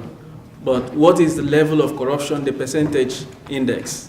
That is where we look at. They say it's a man's world. Nobody will talk about men being corrupt, They will only see that women are corrupt, because the corruption itself is really not in terms of monetary corruption. The character of the person, that is what they are looking at. Yeah, I would expect women from Nigeria also looking for marriage partners from the villages, where they will find less from the villages. Men. Well, no, they will not. Why they will not? Why they will not? Because in the family, it is always, men are always seen to be the breadwinners. So as long as you have the money to take care of the woman, she will not look at the corruption aspect. But the men, because they are the one, funding the family, so they will look at that. They now have the knife, so they can cut the yam the way they want it. Okay, so money is the factor, so women should start I think so.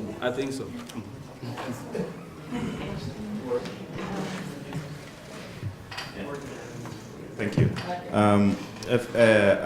One question and also an intervention for Mariana. When you mentioned Anglo Ashanti, it just resonated in my mind. Actually, that's South African mining firm bought the biggest gold mine in Ghana, and so that's why you have the name Ashanti, because that Ashanti, as you know, is from Ghana. And so I want to know if you are in collaboration with some other grassroots organization in Ghana, because there's one grassroots organization in Ghana, Wakam, that is really doing that. So it will do a lot of good if you really collaborate with them, so that you can tackle Anglo Ashanti on both ends. Thank you for the suggestion. We've had people come from Africa, actually. One of the first letters I sent, solidarity letters, was to Ghana, actually. And we work in Africa through Gaia, the Gaia Foundation, with Mupo Foundation, and the African Conservation Society or something like that. And the people of Krobo, you know Krobo? Krobo have supported us, and actually this picture here is people from Krobo, people from Krobo standing up for us in London in a meeting of the London Mining Network. So yes, we are in contact with Africa, and we know that we have a lot to learn from African communities that have been facing mining for many decades, because in America, Peru is the country that most has open, like, large-scale mining projects. But we know that we have a lot to learn from African communities in mining resistance strategies, and we've been in contact with them. Another question, but I will do that later on, do the big session with you one-on-one. With Ekpenyong, how are you dealing with, in Nigeria, how are you dealing with the tension between the nomads and then the farmers, the sedentary farmers? Because that's also a problem in Ghana. We recently started having that problem with, and the background is that cattle rearers shepherd their cattle all across the grassland, and then they go eat the crops of the sedentary farmers. And usually there is a tension between the cattle farmers and then the food crop farmers. So how are you dealing with that in Nigeria? Actually, what is causing that is because the nomads that are actually from the north, they do not have enough vegetation there. They don't have enough grasses. So that's why they have to migrate to the south.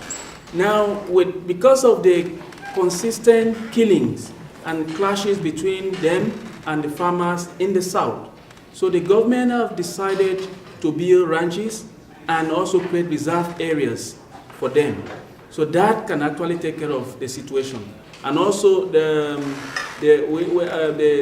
Federal Ministry of Agriculture also is planning on importing grasses, some high yield grasses that they are going to plant even in the north, so that can also stop this unnecessary movement. So I think that is what is being done in other developed countries, or in developed countries. You know, you don't see grass, because if you go to Nigeria, even in the airport, you see cows. You know, on highways, you see cows. So you have to stop when you are driving for them to cross the road before you continue your movement. So that's what we're trying to do, to create these ranches and the reserve areas for them. Just one quick comment before Adam goes. Yeah, this is something that was going on in Texas 140 years ago, between ranchers and farmers. Until we finally beat the ranchers and were able to put up fences. Right? The ranchers didn't want to have fences. They wanted to be able to just go wherever, and so the farmers were always getting their crops eaten or trampled by the cattle. But it was fought out with shotguns. I want to start with a follow-up on corrupt city girls, and so I find there is some truth to that, and it's not only girls, right? Guys are corrupt in big cities too, and we actually have a conversation in this country in a similar vein, which is called a little bit differently. So there is Wall Street versus Main Street, right? There is Ted Cruz, I disagree with everything that Ted Cruz says, but I think here is a little bit of truth. So he was talking about New York values or the Wall Street, which is clearly corrupt. So I think there is some truth to that. And in fact, I started my book this way. So I grew up in a small town, but also spent some time in a village. And it seemed to me that in village, people were less corrupt, and in big cities, people are more corrupt. So I think there is something to that.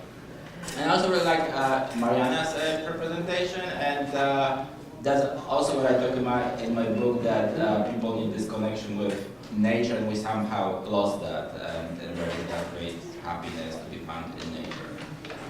And I was sending my books too. I was sending books to everybody anyway. Can we comment? Can we comment? Yeah, Can we she wants comment? to comment. Can we comment on please go ahead. I'm sorry. I would say that more than the connection is the understanding that we are part of a living system that sustains us. Right. Because the connection we can have if we go to Central Park and jog every day.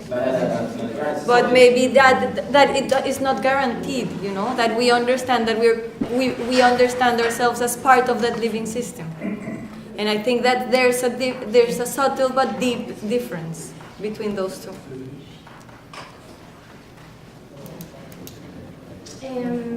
Okay, so I have a comment and a question for Edet. Was it a personal opinion or a Peace Corp's Nigeria opinion about what you said from the perspective of women and your previous answer? Because it seems to me that it was very restricted, general, and very machist point of view, leaving aside like giving such a generalization and leaving aside like the role of males in corruption in your country. And the other question, the real question Not in my was, country. Oh? Only. Not only my country. No, but like Okay. from your country, which you're representing right now, right?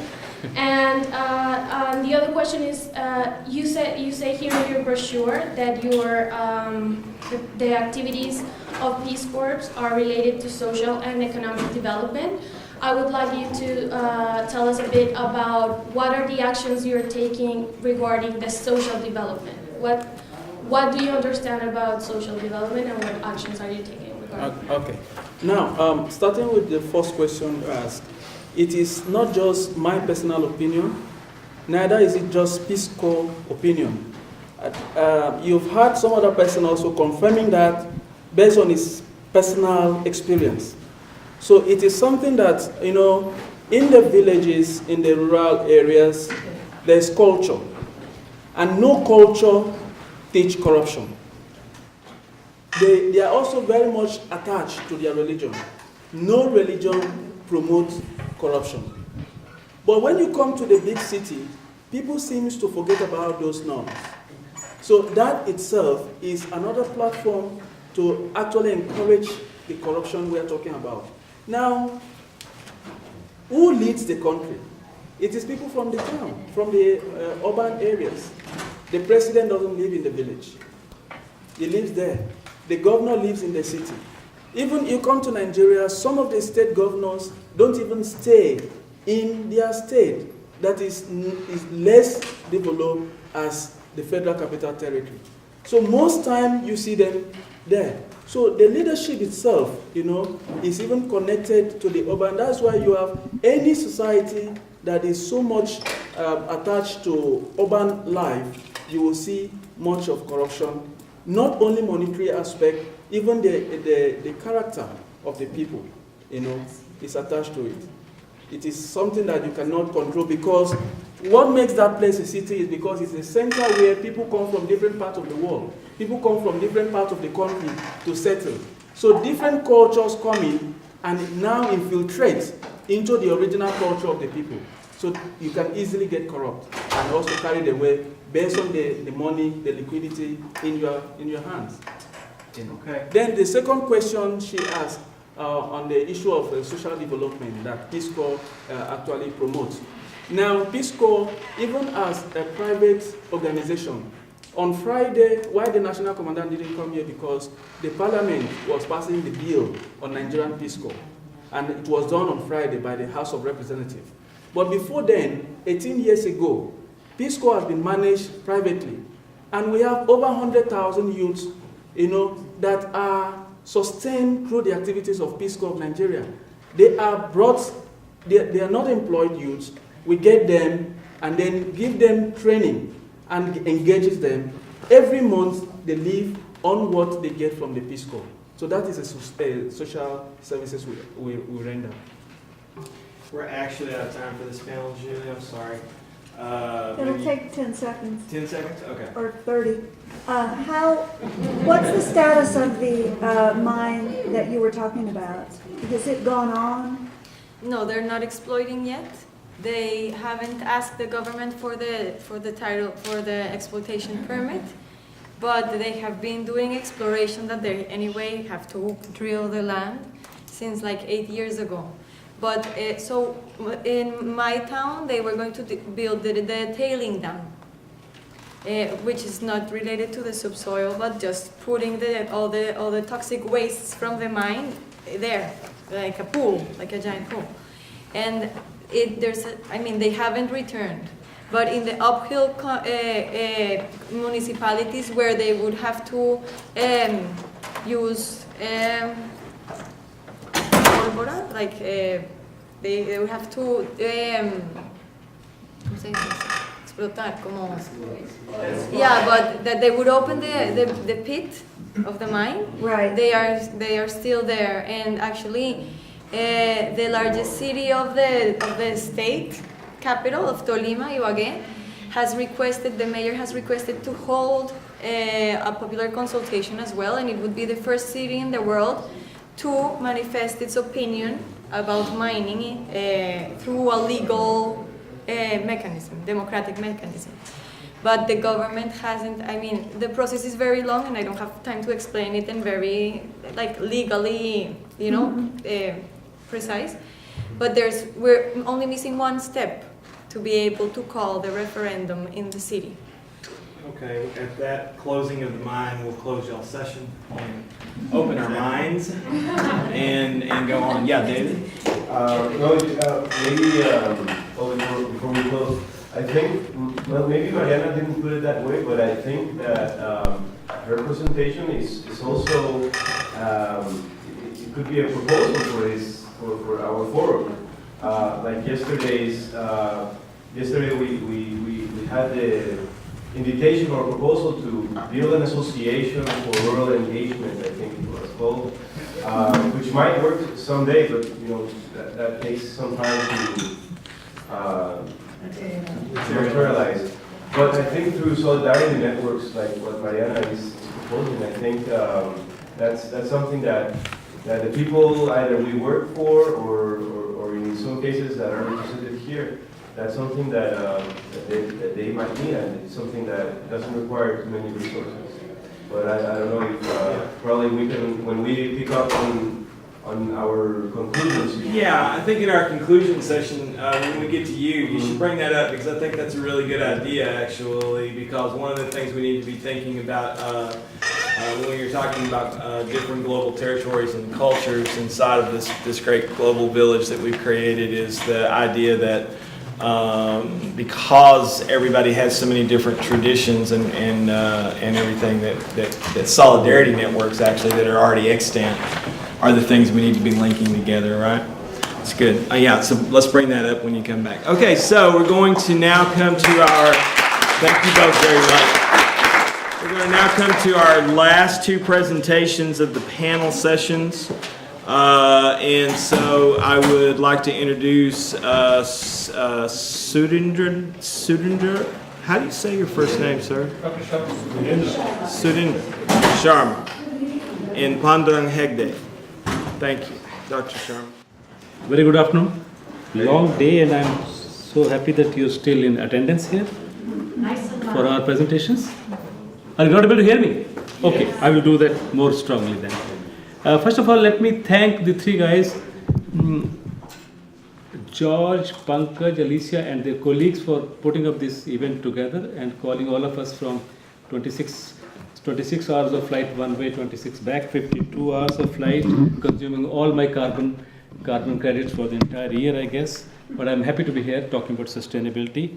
And I said earlier, sustainability itself is a paradox. So one of the paradoxes is that we are traveling so far away to discuss sustainability. But that's given, and there is hardly we can do anything about it. Yes, I will try to bring up the context of the workshop back again. And from there, I will take a lead. I suspect that have we defined rural and have we defined sustainability? Or have we defined rural sustainability together? I have my doubts. But yet, nevertheless, we have made a beginning on both of the three of the aspects, rural sustainability as well as rural sustainability. Now, all that I am trying to say here is based on my experience in India. So it could be subjective. It may or may not apply to other countries and other nations. But I think the assumptions are made that the rural areas are the primary producers and urban areas are the primary, you can say, consumers. Giving, outsourcing, or you can say the cost of what they do is outsourced to the villages. So that's kind of construct that we have in our mind. That's I am assuming, and I believe that many of you would have the same construct or little bit a variant on that. Now, my concern in the Indian context was laid in detail yesterday morning, and several issues were raised: rural versus urban, and the impression was given that the urban landscape itself is the prime cause for rural unsustainability, so to say. But I have certain reflections here, and reflections in terms of some questions, not answers. And I believe because George in the beginning said we're not going to teach anything new, but you can definitely raise new questions, and that's what I'm going to do here. The first question I have in my mind from the Indian context is, we are talking about rural sustainability. Do we then take into account the fact that, at least my figures, the figures that I have, 28% of the rural households do not possess land. 28%, mind you. There are different figures. There are other figures which quote the figure as 41%, which essentially means that a population as high as 300 million people are landless in India, and a majority of them live in rural areas. So what sustainability, rural sustainability one is talking about? So you have to get to the context again, and when you say land grabs and things, the issues which are very common and very easily being discussed in forums like these, we forget about land grab. There are people who do not have a piece of land to themselves. And these are called homestead lands. Even for their own home, they don't have land. These are called, they are reflecting decimal, 1 decimal. And 1 decimal, if you want to know what it means, is 215 square feet.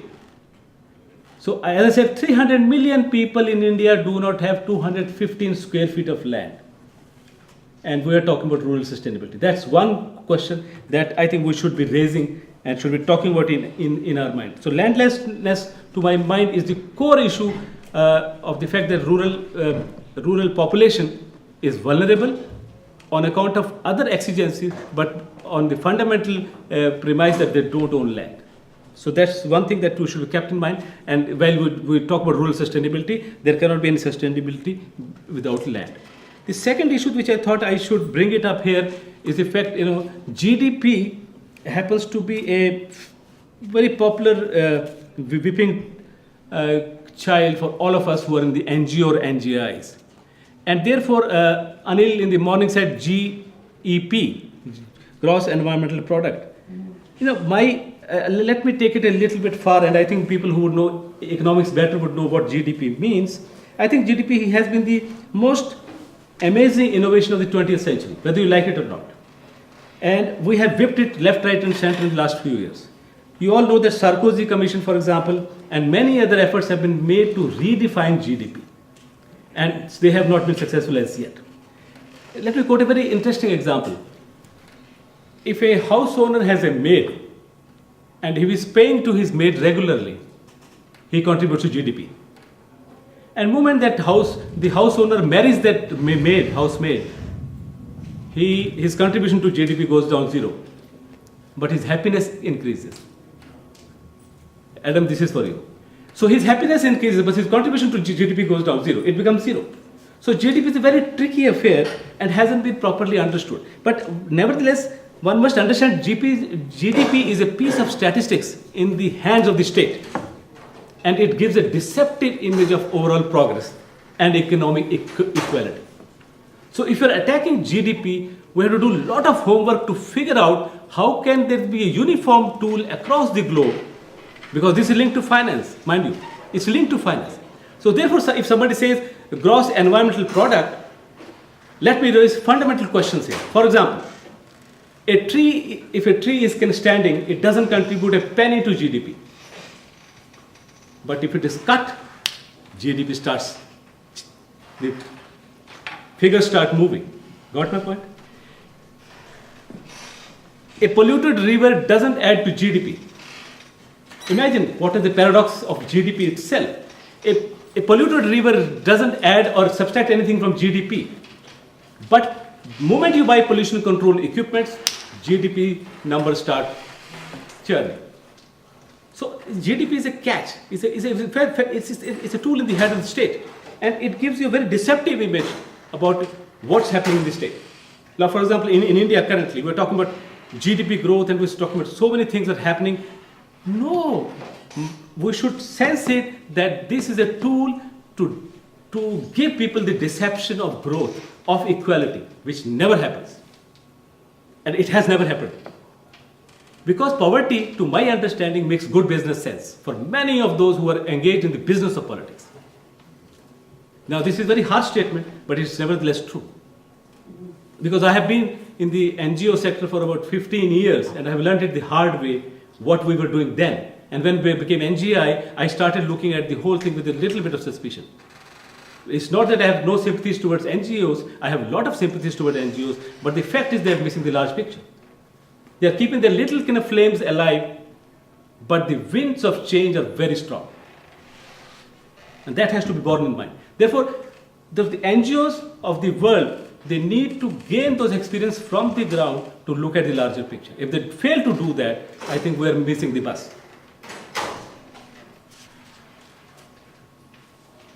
Having said about GDP, having said about NGOs and the kind of work we do, now imagine why, when we started working NGOs many years ago, in mid-80s and so on, we were wondering who and why somebody will give you money to distribute to the rural areas. Why? What is the purpose? I think many of our NGO friends do not introspect and ask, why should somebody be giving you money to do rural development work? Why? Because they want you, literally they want you to be oblivious of other goings on, other business propositions they have in mind, so that you guys are busy in doing little things, little experiments, and trying to figure out what is sustainability within them.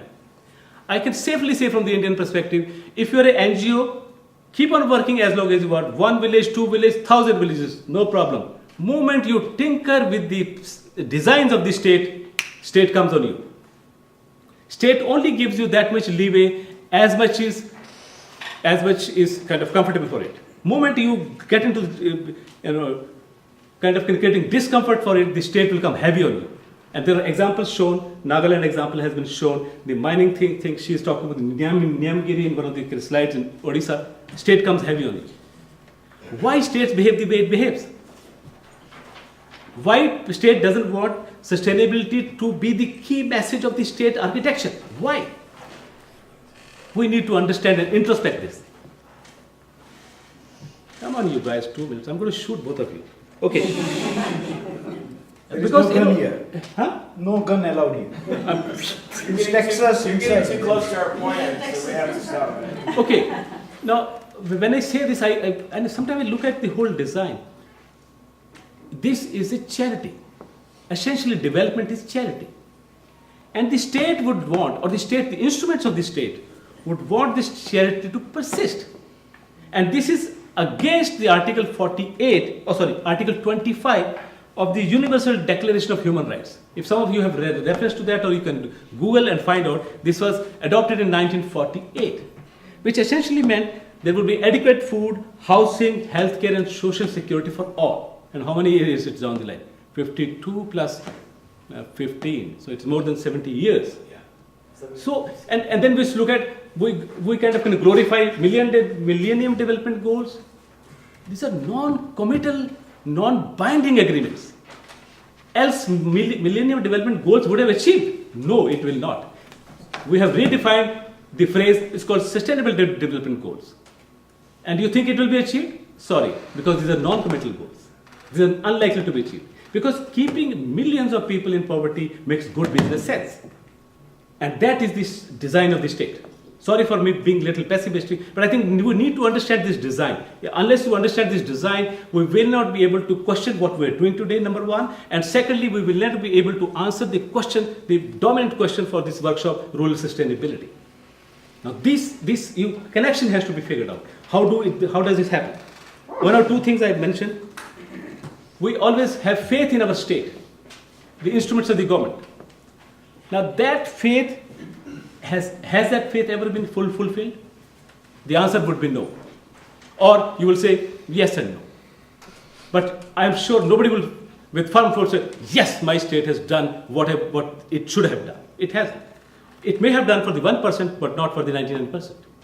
He says to end it. So I'm saying, just putting it together in a sense that sustainability can only be achieved, and my proposition here is, if we move away from commercialization paradigm. That's one. And it can only be achieved if there is a redistribution of wealth, not charity. The trouble here is when 1948, the Article 25 was adopted, that's where the governments, the developing world agreed to give part away with 0.7% of GNP for the development of the developing or poor countries. 70 years down the line, you know what is the status. How many countries are contributing? So redistribution of wealth remains an open question which has not been addressed, and till it is addressed, I think the challenges will remain as many as we have today, or even more. Secondly, I think, or maybe thirdly, keep in mind that the state, any state for example, I'm not singling out one state in terms of India, but any state, the politicians are politico-accountants, as I call them. They are concerned with profit for the nation and commercial opportunities through globalized trade and finance, while holding power at all costs.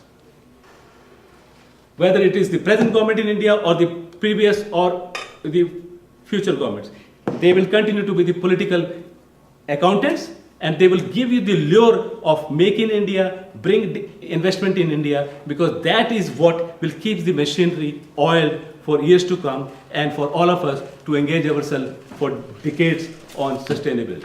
Thank you very much. You know, I come from a region in India, tropical forest region, Western Ghats, in the South India, where after the food, George knows, we take a siesta for at least more than half an hour, 1 hour. And here he puts me into a position where I have to speak.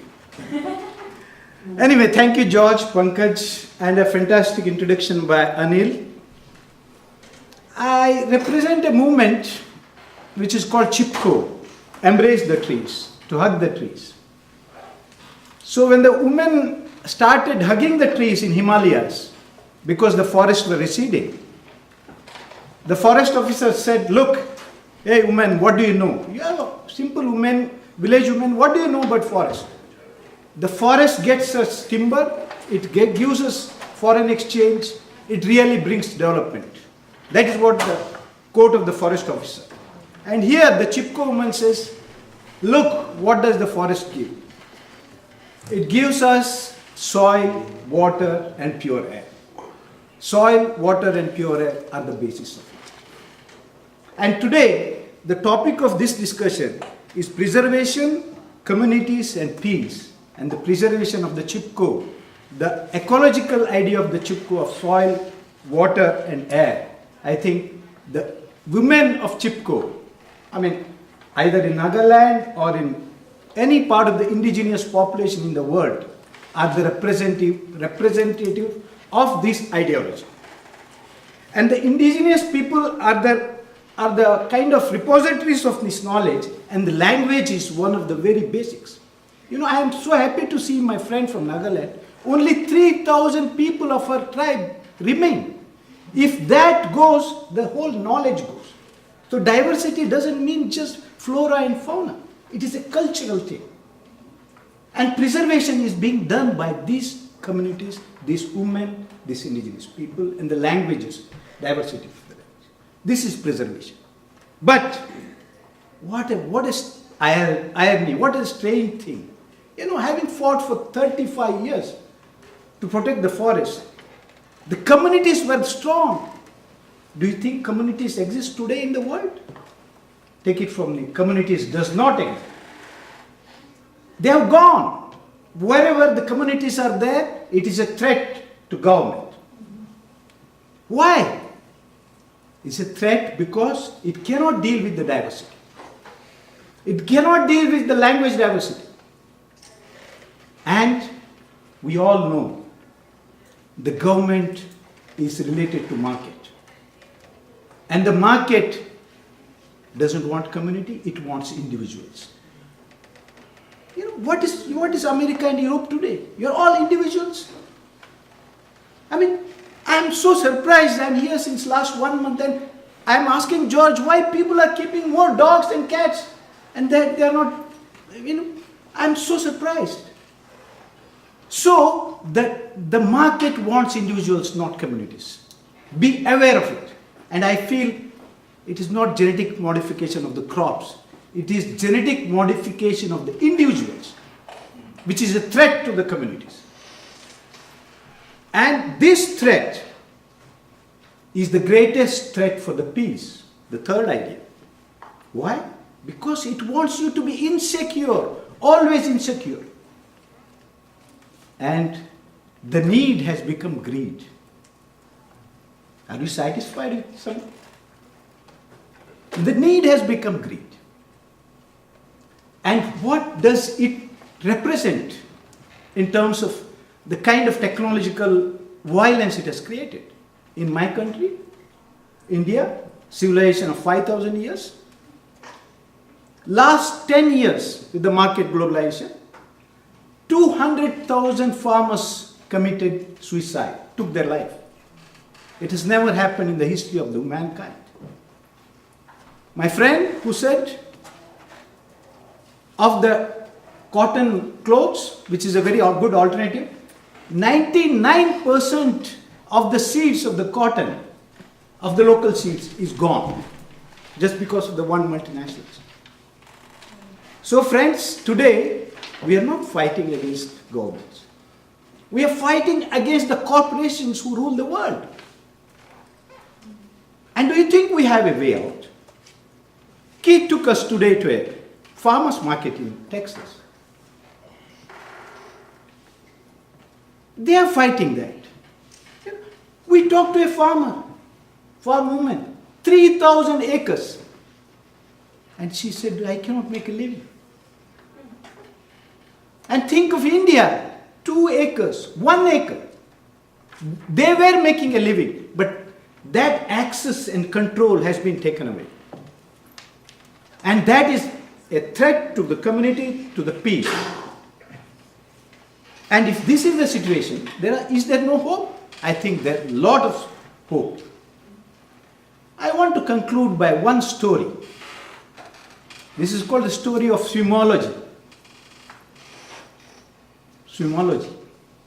This is all, he says about carbon footprint. I say, the world was such a fine thing when there was no carbon footprint. They were traveling by ship to continents. That is how Columbus came here. So one of the days of the ship journeys, a professor was traveling in the ship. They were going for 20 days.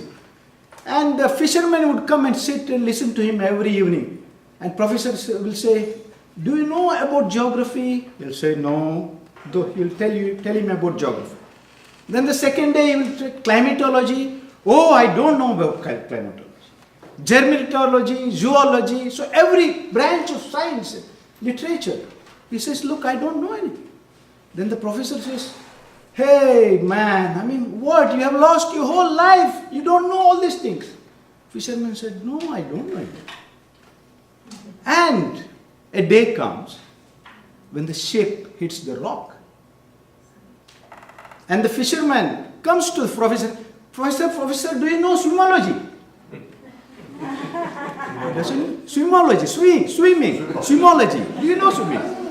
He says, I don't know. Then the fisherman tells him, hello professor, what is the use of all this knowledge? Now it has hit, and if you don't know swimming, you are going to get drowned. And let me tell you, the indigenous people, the women, they are the repositories of swimology knowledge. And the kind of consumer culture we are in, that is the ocean where we are trying to fight. And here, I agree with my friend from Tunisia. We have so much of knowledge. It is all head. We have such a fantastic technology. All these problems can be solved. There is no political will, I think. We have changed the government. Venezuela, Bolivia, but nothing happened. So there is a powerful, as Keith said, there's a powerful interconnection. Denton stopped fracking, but it lost. So we have such a knowledge to show that this is all bad, but we are unable to do anything. But we don't feel, dear friends, we don't get feeling. There is no heart in our work. I mean, we don't feel at all. When you said why people are going to urban areas, they're going to urban areas to get that loss of the feeling at the heart. We are so alienated today. And from head to our hearts and to action. And that is the day today. We want to do that. And I think with these words, from head to our hearts, not only discussing intellectually, not only feeling, but to act. And today what we saw of farmers market is a hope of act. There were few farmers. But I say, even in the kind of America where there is individualism, they are trying to bring back the communities. That is the hope. And there is a lot of hope in the third world. There is a lot of hope elsewhere. Let us do this from heads to hearts to hands. Thank you.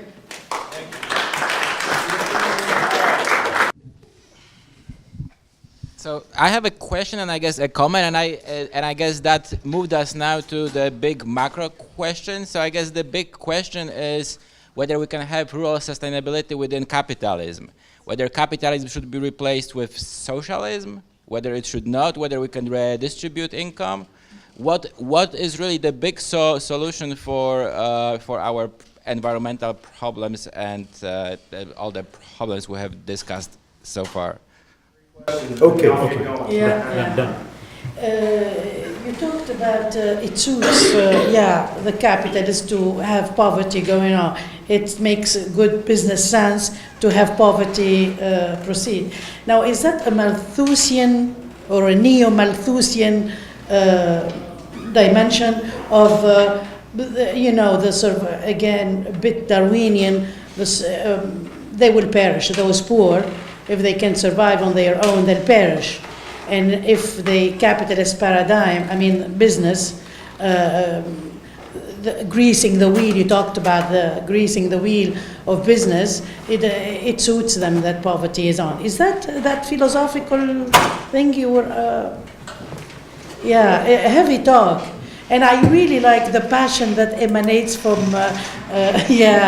The head, your words I have put in. The head, the heart, and the hands. Is that the three H's you're talking about as a future paradigm? It's like think it, feel it, and do it. Yeah. Well, yeah. All right, now Alicia, and then we'll let y'all respond. Or we'll ask y'all to respond, not allow you.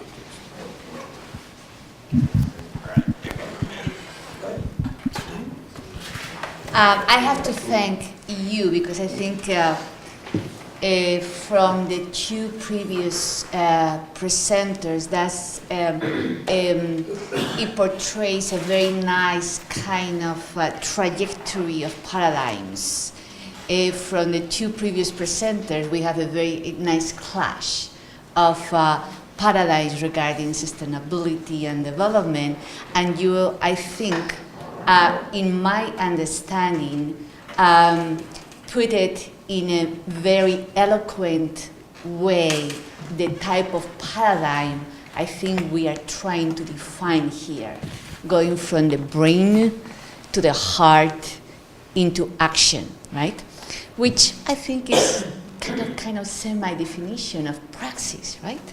This is the praxis that we are talking about, to go from the brain to the heart into put something in work so people can benefit from it, right? But I would like to get your words in this, not mine. So tell us a little bit about how do you envision that action? What is how that action, the places or the ways that action needs to be expressed to conform that kind of paradigm that you wanted to convey to us? Yeah, thank you, Alicia. I think, how do you visualize? I mean, in your own experience, you have visualized. I need to just put into the frame.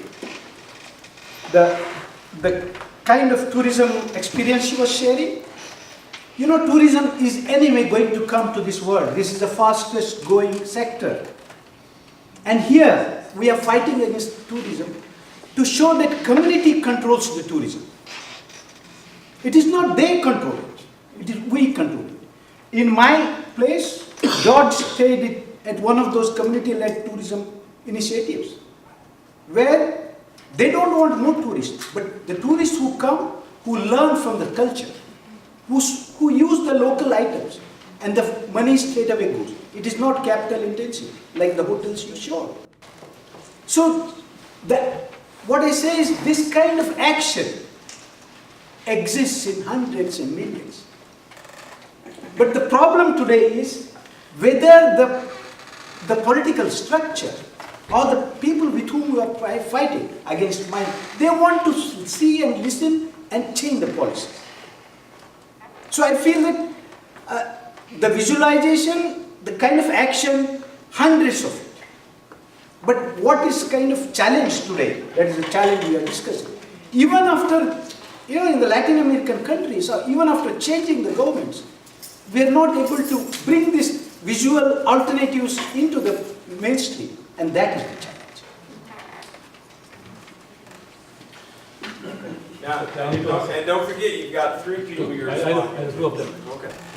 Okay, there were 2 questions, one from Adam and one from our Tunisian friend. Yeah. And these are about happiness and poverty. I'm going to bring both of them together.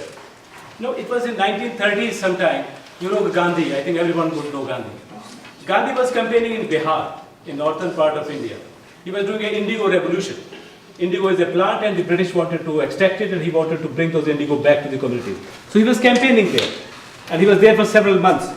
So Gandhi, every day in the evening he would have a meeting. Gandhi would have a meeting, he would call all the local people. It was in 30s, imagine there was no WhatsApp, no emails.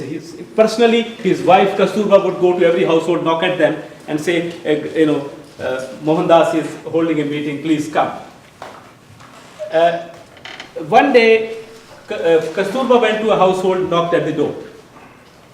And she said, they didn't open the door.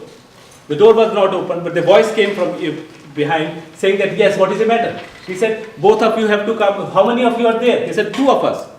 And then she said, both of you have to, you are invited to a meeting Gandhi is organizing. He was organizing on a daily basis. They said, only one of us can come from the house. The door was blocked. He said, why one? Why both of you can't? Are you sick? Kasturba asked. The voice said, no, we are not sick. We have one piece of cloth. And either I wear or she wears. That was the level of poverty. But now get to the story here. I imagine sometime if I was there or the NGOs were there, what we would have done. We would have distributed clothes. And Gandhi would have done it very quickly. He didn't do that. He didn't believe in charity. Why he didn't believe in charity, that has to be understood. Sometimes when I read this story and when somebody was narrating to me, I said, why Gandhi didn't give the people extra clothes? He would have asked somebody to give it. Gandhi had a philosophy in his mind. That's where Khadi was born. Years later, he said, I will give clothes to everybody. I'm not believing in charity. I'm giving strength to people. That's the difference between, I said, in development from within and charity-based development. That was the distinction he was trying to make. And I'm so sorry to say, today in India, we have campaigns during winters where people get, kind of clothes are collected and distributed. Nobody asks the question, how did you get those many clothes extra? You can go to a FM channel, radio channel, you can give 40 clothes and one song would be played whole day under your name, your sponsorship. What rubbish? The point here is, how did you get those 40 clothes? Now, if that is the case in India, between the deprived and the possessed, that is the story of the entire developing world and the world itself. Some people, and that's what I call Article 25. You haven't distributed wealth. Moment you start distributing wealth, your happiness point comes here. Gandhi was distributing happiness. He said, give you the tool to sustain yourself. People were happy. And I think Santosh would be witness to that. And his presentation was essentially, if you look at that, the production by the masses. And that, when you have skills in your hand, rest follows. You're sustainable, you're dependent on yourself, on your own skills, period, nothing else. Yes, thank you.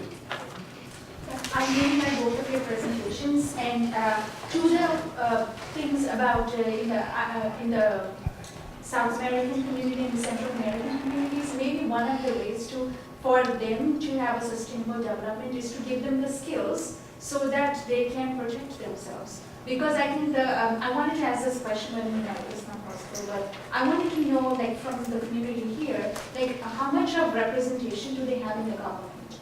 Because if indigenous people are not part of the representation in the government, maybe the policies will never be made in terms of them being favored. It's probably being always favoring the people who are ruling upon them. So I think that's the same case with India. Like, part of our struggle was to gain independence from the British, but it doesn't end there. So the condition in India is not very good at the present moment. It is, even though we have our independence, there is a lot of chaos. There is a lot of power struggle between the rich people, between castes, between male and female. So there is a lot going on. So I think it's opening up their consciousness and applying the same rules that can't be applied against a different. It was very easy. Okay, he's a white man. Let's just turn against it. It doesn't happen by skin color, really. What happens is by personalities, and there are people in India who are worse than white. And the white people, not all of them were bad. Many of them have contributed a whole lot, but people often tend to say nationalism, pseudo-nationalism, that everything that is Indian is good. No, it's not.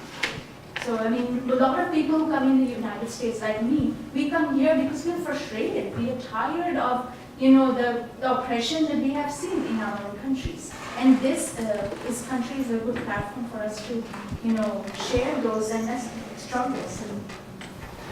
Yeah. There's a couple more people here too that they're going to add on that. And I want to add in here as well with that, and with everything that y'all are saying, is 7.2 billion people in the world, but nobody seems to rise up and take these things and distribute the wealth. So maybe we could also move into this. Why is it people seem okay with the paradigm? Right. All right.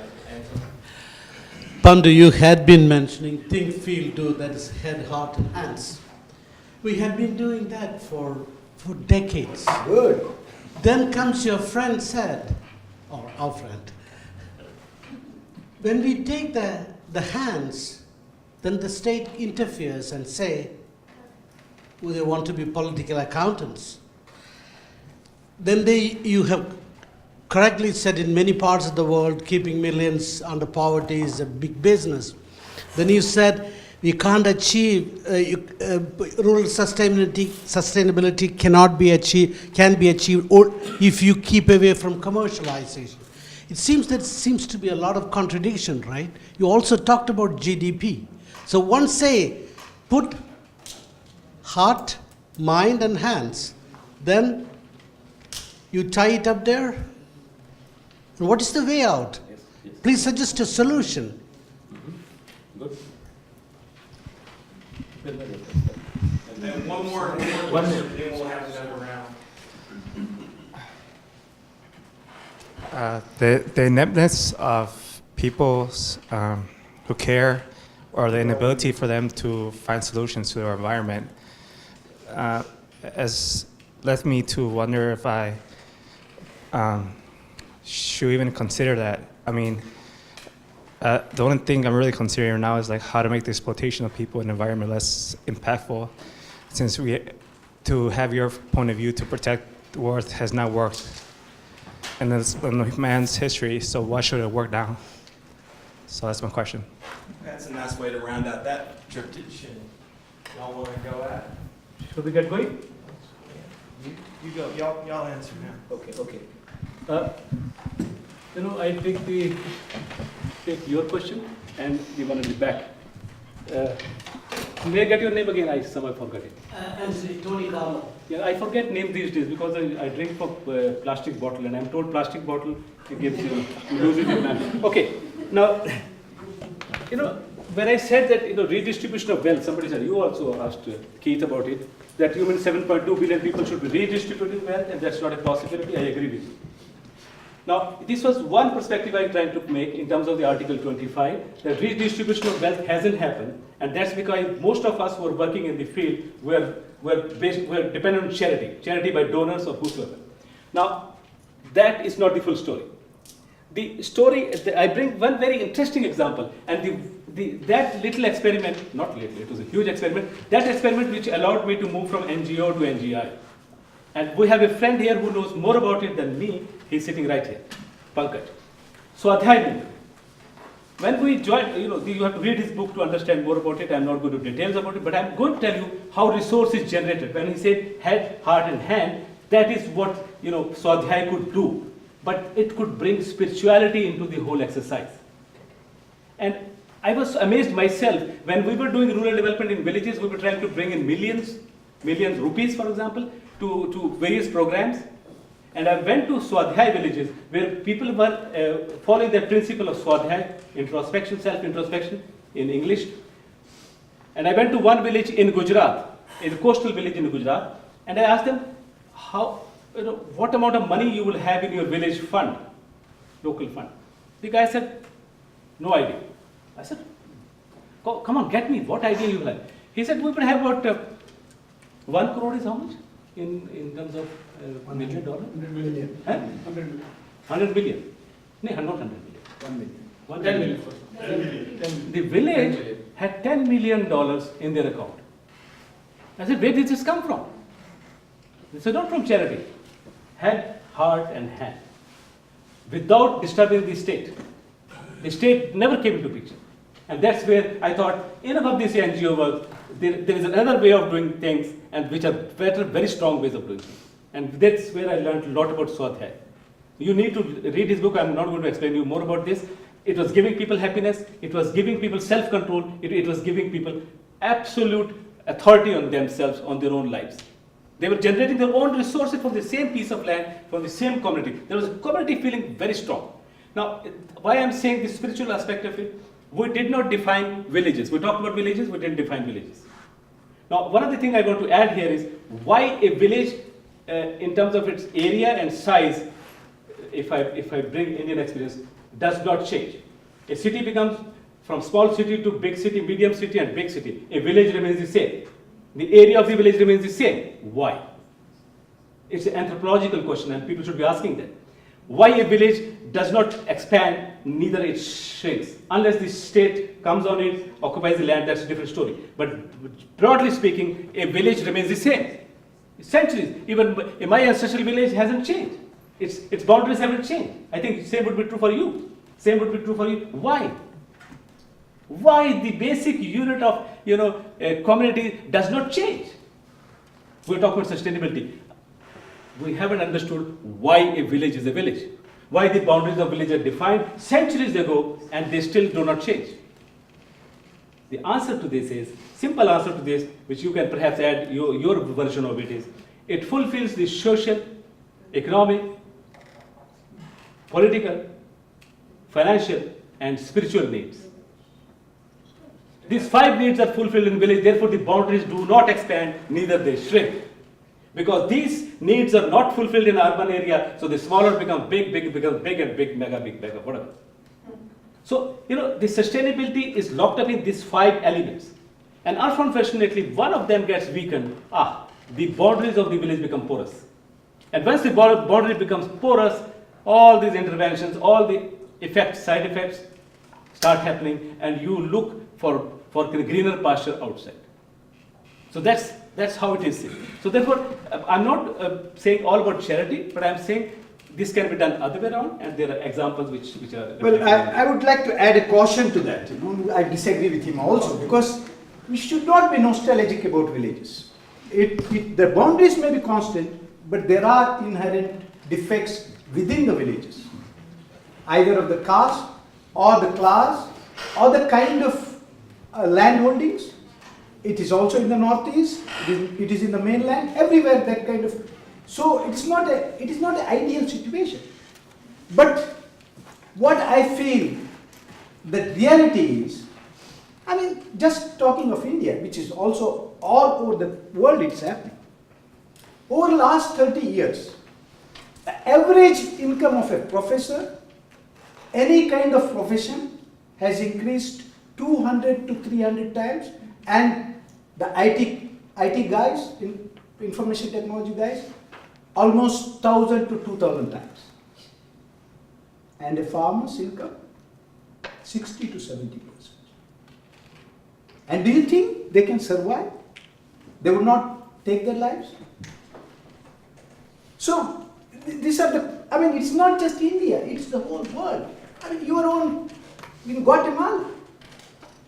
So, this is the situation, and I think, how do you change it? You know, as you said, there are kind of examples, but it is not going to be easy. And that is why I say, today, the kind of violence we have unleashed, as he says, ecological crises do not have an answer.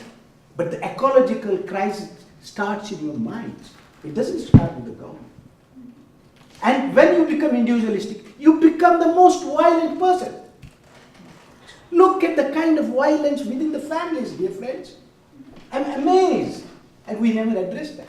Is there an anthropological study on the kind of violence happening within the families, within ourselves? And that is the seed of the ecological crisis, dear friends. So, I mean, as you said, is there a model? As we are, there is no model. But it's very, very serious. The kind of civilizational crisis we are into is not just anthropological philosophy. So, as I said, they have been able to genetically engineer your minds, and let us work with that. And there are many possibilities to work with. And we can't just discuss and say, oh, this is the answer. There is no pain. But there are alternatives. But that's where I disagree with you. The last thing you said, I would say that it is a philosophical crisis. It's a philosophical problem. It's a philosophical issue. Because what's going on, what we're talking about, is not an ecological crisis, it's an existential crisis. And it's that, you know, we haven't been able to figure out how human beings are existentially related any longer between the city and the rural.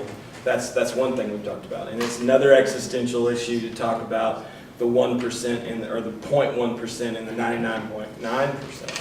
And I think these are philosophical issues. And actually and I know, Maria, I know you have something to say, but I think what's been really interesting to me as I've been paying attention to this as a Socratic philosopher since I don't do anything but walk around and talk to people, it's fascinating to me that these same problems of human behavior are ensconced in the Gita, in the Tao Te Ching, in the Republic of Plato. It's the same things for 4,000 years. But 4,000 years ago we didn't have technoscience that allowed for 0.1% of the population to control 99.9% of the population. And we didn't have technoscience that was running through an interconnected global financial system that ran off of the capitalist notion. This is an interesting thing if you ever want to open up Adam Smith's Wealth of Nations, which is not something most people want to do. I'll make it easy for you. The fourth word of the Wealth of Nations is convenience. And that word comes up in that book over and over and over again. And that's what we're fighting. Whenever anyone says there's a difference between the city and the rural, convenience. If anyone says there's what is urbanization? Convenience. What is globalization? Convenience. That's how the existential crisis has been generated as a structure, right? And so I think that's what we're really fighting about. So you say, I don't know, what am I supposed to do other than what can I do? And I think that's right. You want to fight against individualism. I don't want to fight against anything. I recognize my position in society, and I recognize the inability of those people care and recognize those people in poverty are different to the majority of percentage. So my position is, how can I make profit without causing so much damage to the environment. How can you make a profit without causing damage? So I'm not gonna cause damage to the environment. I still want to minimize my. Not make as much of a. How do you say this? Not so much like. Not to make such severe like. Negative impact. Negative impact. Right. I think that's the the profit margin. That's my question. Yeah, I don't necessarily know. I think actually one of the things that we have to like rethink because of this. Should I even consider that? Yeah, we have to think how we organize our society, and those are a lot of what we're talking about. So I'm going to like blow off. Maria, you had a question you wanted to say, and this will be the last thing, and I'll actually ask y'all to only respond to one person, if that's okay. All right. Well, it wasn't not actually a question, but like a comment, because one of my major concerns regarding sustainability is that connection with identity, self-esteem, love, like all those things you were talking about, and that we also in our work develop, like creativity, belonging, psychological health, because that's what bond people, and it's what do we get by doing, but having so much technology and having this environmental sustainability if we don't talk with our neighbors, if we don't tell our kids we love them, if we don't encourage also, for example, organized anger, like, you know, it's, are you mad about something? Okay, don't punch me in the face, let's do something different, you know, like it's, and I feel that it has a lot to do with what I said yesterday, that is, it's not only fighting against the system, which is like something Adam also was saying, because I really believe this is not working, like this system is definitely not working. I'm not sure if the solution is just fighting against or just generating new systems that make the actual one obsolete by just trying different things, reconnecting with each other at the same time, not like separating strategies and doing like, okay, when we have check mark in the environmental sustainability, then we can look to the social fabric, and then we can fix that, because it's not going to work. It's just something I fascinated with. Thank you. Was just George. Are we through? No, is that 2 minutes? No, just one sec. You know, sustainability is on the lighter side.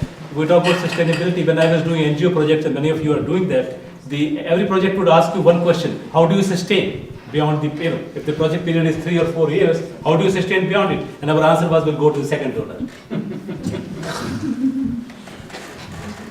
I actually have something, if y'all don't mind me throwing myself in for a second. I too, in regards to what you're talking about, that, you know, if you do look at the, you know, because that word crisis gets brought up, and then also this word sustainability. So if you kind of like play with those words a little bit,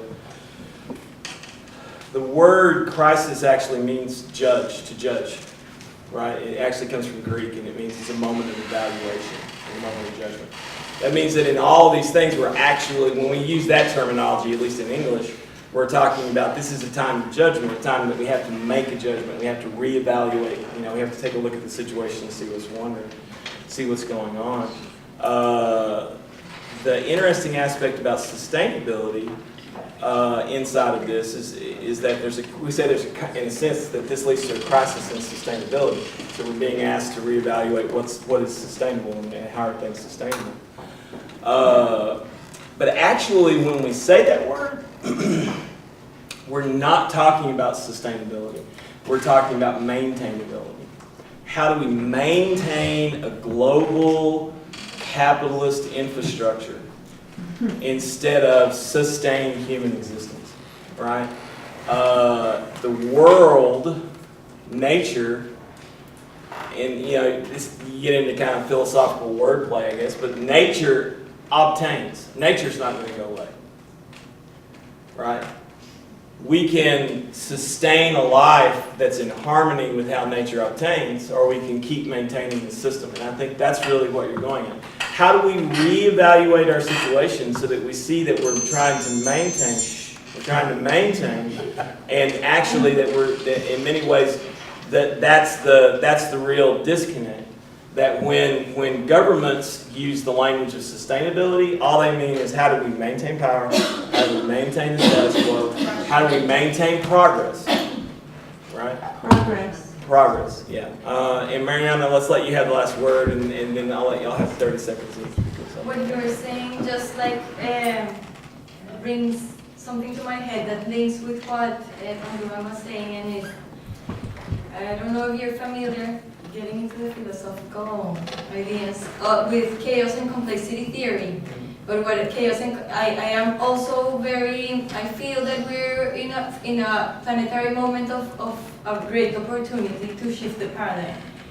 And I think it has to do a lot with the crisis, because what the chaos and complexity theory says is that when a complex system, that is, all living systems are complex because they don't follow like a established way of working, but it's an emerging patterns that emerge from that chaos and complexity and from relationships.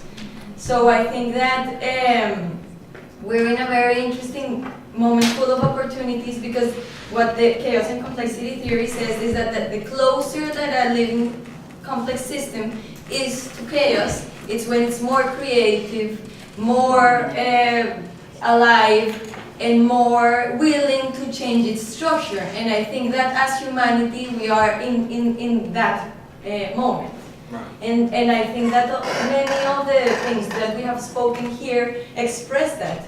We are finding creative solutions, some more conventional, some looking into politics, some looking into sustainable, productive projects, some looking into community connectivity alternatives, some looking into arts and play. But we are in a moment where humanity is looking for that creativity to face that crisis. And I think that is inspired or is a result of us taking our living system to that age of chaos. Yeah. Creative evolution. I think she has said it. Did she say everything y'all want to say? Sudhirendar, you want to say? Yeah, so when she says about chaos, if thermodynamically, if you look at it, physics says that order emerges out of chaos. And I think, I don't know what level of chaos we are about still to reach to be able to have a new order. But I think all of us, what we are doing here is at least indications of a new order that you rightly mentioned. But having said that, I think in this forum, I think this would be part of the next session, but I'm still going to add it here, that we have to begin with a new reflection and new energy to be able to move in that direction. Currently, I think we are all in different places here. And if we can pool our energies, thoughts and philosophies together, that means we are heading towards a new paradigm. And that would be the challenge, and that would be the continuity of the process that has been set in motion here. That's the only thing I wanted to say. You have the last hands down. You're all done. We have to kind of finish right now, but I'll let you have 20 seconds. My 20 seconds says that I believe in the goodness of humans and the goodness of human nature. And I think that we are put on this earth to face challenges like this. And I think, in my optimistic point of view, we will find solutions to problems. Not always easy paths, but they will be found, one challenge at a time. We shall overcome. We shall see. We shall overcome. George. All right.